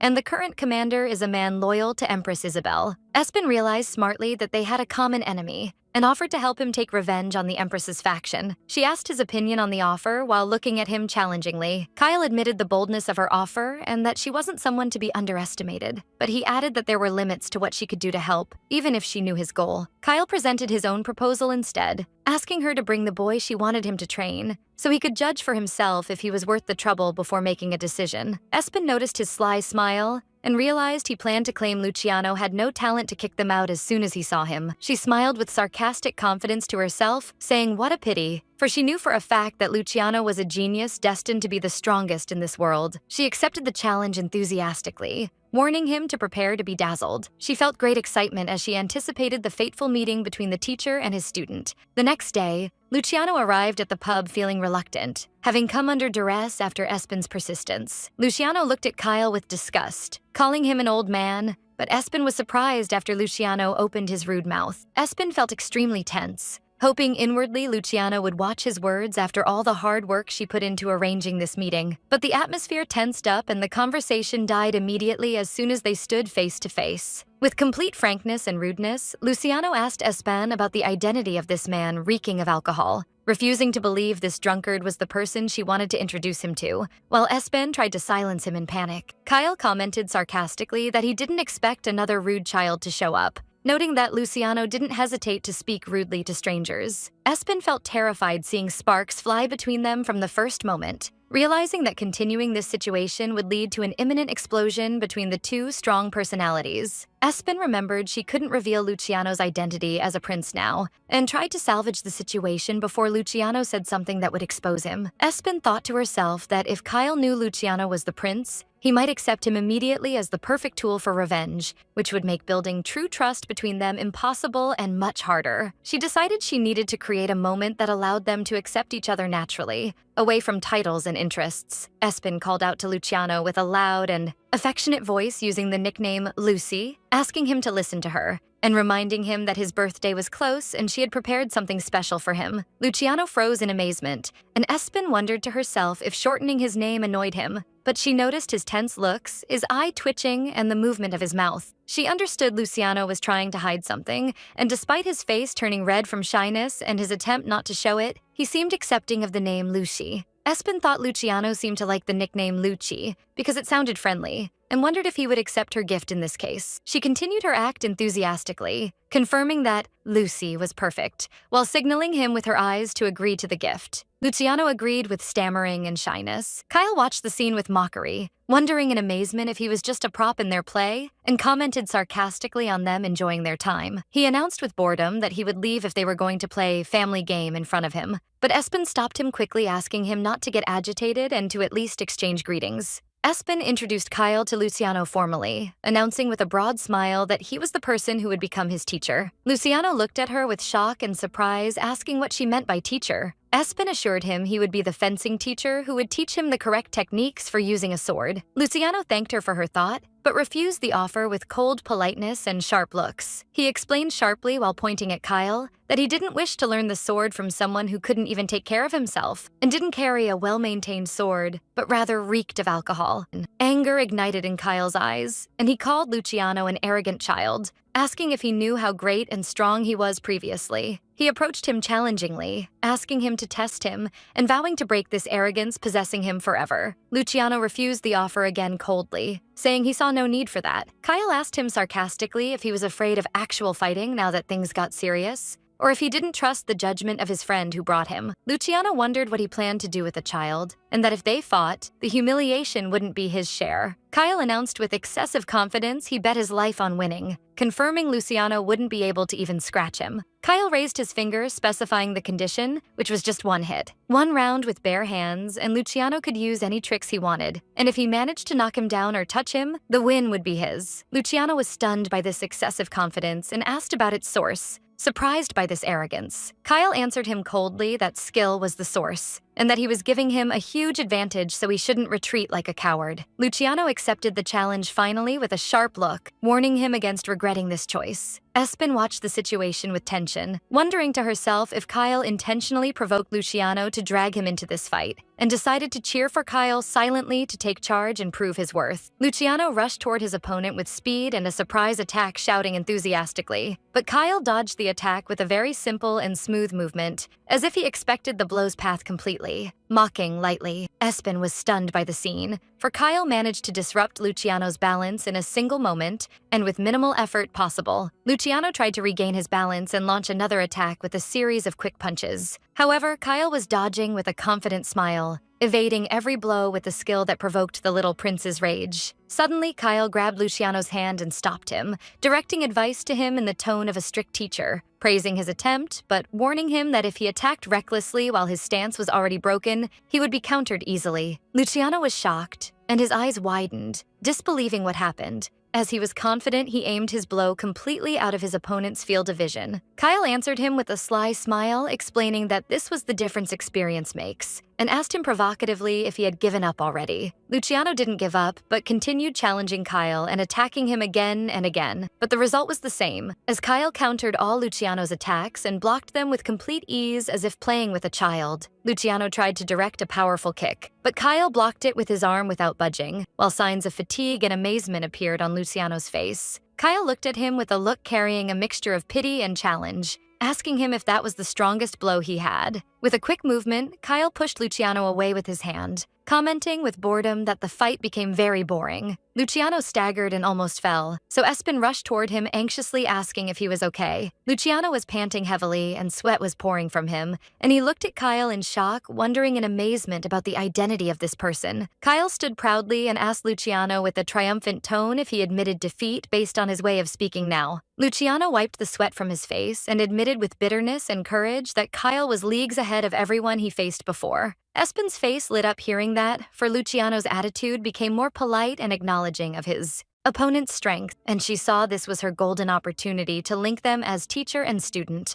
Espen seized the opportunity to introduce Kyle properly this time, turning to Luciano enthusiastically explaining she would reintroduce him correctly, and identified the other party as Kyle Pedro, and added proudly while pointing to him that despite being a drunkard in a bar now, he possessed skill sufficient to serve in the Imperial Knights. As soon as he heard the name, Luciano froze in place and whispered the name Kyle Pedro, as if recalling a distant memory. Luciano remembered immediately this was the name of the former knight commander. Luciano retrieved in his memory Kyle in the knight's uniform, the man who, despite being born a commoner, snatched the position of the youngest knight commander thanks to his pure skill only. He remembered how he was hailed as a genius swordsman, and how he enjoyed great trust not just from the knight order, but from the people too. Luciano looked at the current Kyle in amazement, recalling rumors that said the knight commander changed suddenly 5 years ago, thinking he was too young then to realize his achievements. But he never imagined a giant like him would end up in a back alley. Meanwhile, Espen herself was in a state of internal shock, sweating as she thought she had no idea that old drunkard was someone this amazing,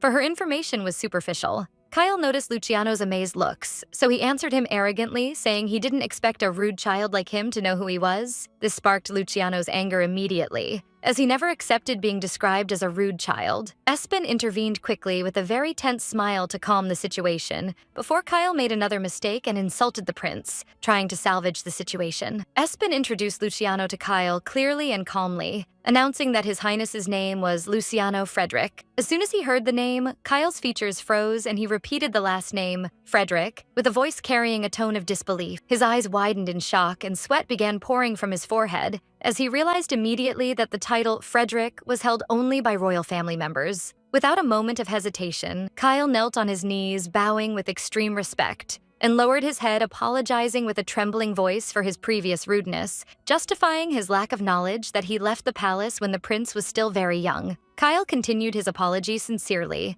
asking for forgiveness for his unintentional disrespect toward His Highness. But Luciano extended his hand quietly toward Kyle, asking him to rise, noting this was considered the first time they saw each other properly, then added with a faint smile, reminding him he became his teacher now. Thus, the tense meeting between Luciano and Kyle ended with a warm conclusion, as the two shook hands and each acknowledged the other, opening their hearts to the beginning of a new relationship. Luciano engaged immediately in his serious training and began training with wooden swords enthusiastically under his new teacher's supervision. Meanwhile, Espen didn't waste her time, as she followed up on her additional investments with May and Belle. She bought the shop that would become the headquarters of Maybelle Sweets shop, preparing for its grand opening. Espen chose the location and facilities with extreme care in cooperation with May, and the reason they did so alone was to prepare a special surprise for Belle. Espen looked at her piggy bank with tears streaming from her eyes, lamenting the huge amount that vanished from her savings because of this investment, but consoled herself that she would definitely get 10 times this amount in the future. May thanked Espen with deep gratitude, while promising her they would do their best to make the project succeed. Espen asked curiously about the sweets they were preparing for Apple Day, so May told her enthusiastically they brought some pies for her to taste. May revealed a delicious blueberry pie, and Espen bit into a piece, hearing the delicious crunch sound. Espen praised the wonderful taste, and May assured her confidently they sold the entire quantity daily, meaning business was going excellently. And on Apple Day, Espen was walking in the street eating her pie, while Harrison appeared in the background carrying a bunch of gifts. Suddenly, a familiar voice called out to Espen, so she turned to see who was calling her. Harrison stood there carrying a large pile of gifts and asked her gently if she was okay, noting he hadn't seen her for a month. Espen recognized him immediately and cheered his name, Harrison, with a smile, but she noticed something strange. Harrison looked extremely exhausted and pale-faced, and was carrying a lot of gifts in his hands. She asked Harrison in a faint voice if he visited His Highness Prince Luciano today too, so Harrison answered in the affirmative. Her features changed to worry, and she asked him if the prince rejected him again. So Harrison remembered the moment of rejection and answered sadly in the affirmative. Espen began to worry greatly about him, while thinking about the reason for her anxiety, and if it was due to seeing him being kicked out of the reception room that day. Espen began sinking into her dark thoughts, believing Harrison apologized early because of her, and because of the mistake she made in the past. Espen cut her train of thought, and asked him gently to talk for a moment if his time allowed. They sat together at an outdoor table, and Harrison started his speech by apologizing for what happened last time. Espen understood he meant the day she met him when he came to apologize to Luciano. Espen tried to relieve him, saying there was no need to apologize, but he justified his apology, thinking perhaps he made her feel uncomfortable. Espen denied that quickly, confirming she was worried about him more. Then Harrison looked at her seriously, realizing she had discovered his true identity as Lord Olindo. Harrison asked Espen with a polite and hesitant tone, noting she seemed very close to His Highness the Crown Prince, and inquired of her, if his question wasn't an intrusion, about the duration it took her to gain His Highness's trust. Espen thought to herself watching him, noticing Harrison seemed very sincere in his desire to apologize to Luciano. Although this was only his second visit, she answered him with honesty mixed with some sorrow, saying it took her a little over a year, and felt pity for him because she knew what Luciano went through needed more than just time to heal. Harrison's eyes widened in amazement and repeated in shock, "A whole year?" Espen confirmed her words, explaining she kept following and chasing him everywhere since their first meeting, when she was 8 years old. She admitted to him that in the beginning she heard many cruel and hurtful words from him, and recalled those times when her attempts to help led only to angering His Highness and making him more annoyed. Harrison asked her in surprise if she really didn't give up for a whole year. So Espen answered with confidence that if she gave up, His Highness would have remained alone again, pointing out that people approaching him then retreating led only to increasing the thickness of the walls he built around himself. She explained to him her biggest motive was her desire for him to know there was at least one person standing on his side, and added with a warm smile she believed at some stage, His Highness began realizing her true intentions and understanding her. Harrison muttered the word sincerity, as if contemplating its meaning deeply. Then his tone changed to sadness, explaining his situation was a little different because he actually committed a sin against His Highness. He looked at her with sad eyes and asked if she was ready to listen to a topic that might be heavy and painful. He began narrating his story, explaining that when he was younger than he is now, he suffered from an extremely dangerous illness. Doctors, priests, and even mages examined him, but their answer was always one: there is no cure. He continued saying that at the time he lost all hope, his father received an offer from someone. The offer was demonic, which was that if his father poisoned Crown Prince Luciano, they would give him a potion dose that could save his son's life. Although his father knew this was a grave mistake and shouldn't be done, he weakened before his desire to save his son. Espen realized the bitter truth. Count Olindo chose to save his son instead of his nephew. Harrison clenched his fist, tears gathering in his eyes, admitting that His Highness's inability to trust people and his building of those walls around his heart was ultimately his fault entirely. Espen looked at him with empathy, while Harrison continued saying he knew he couldn't atone for his father's sin, but he wanted only to apologize to His Highness with all his being. Tears streamed from his eyes, asking her with weakness and hope if she believed his sincerity might reach Luciano one day. Espen answered him immediately and firmly that it would definitely reach. She offered Harrison a handkerchief to wipe his tears, while Espen thought to herself this was a role she could play because she knew the original novel's events. For she knew with certainty Harrison would eventually become the closest knight to Luciano and the person protecting him loyally. Espen decided to offer advice to him, saying he must remember that an apology must consider the feelings of the person receiving it. She advised him seriously not to offer him any food, due to the poison complex, and to clarify completely, he didn't intend to threaten him and suggested he also give His Highness time to think because his appearance was sudden. Harrison thanked her with deep gratitude, appreciating the advice she gave for his sake. Suddenly, Espen felt a dark aura behind her and a voice calling her, "My little miss?" So she turned in panic to find Billy standing beside her. Billy seemed angry and worried, scolding her that he was searching for her everywhere. To be surprised, she was having tea with a complete stranger. Billy looked at Harrison suspiciously, while Espen reminded him he was the person they glimpsed briefly on Apology Day. Although realizing the lack of taste in his question, Billy directed a direct inquiry to Harrison about his age, sparking the young man's confusion. Billy didn't wait long before exploding in anger, stressing loudly that his little miss was only 11, and scolding him that any sane adult should know his limits and not approach children, while Espen tried to stop him in panic calling his name. Harrison's face reddened with shyness and confusion, and hastened to clarify the major misunderstanding, revealing he would turn 16 only this year, which hit Billy and Espen with shock and total amazement.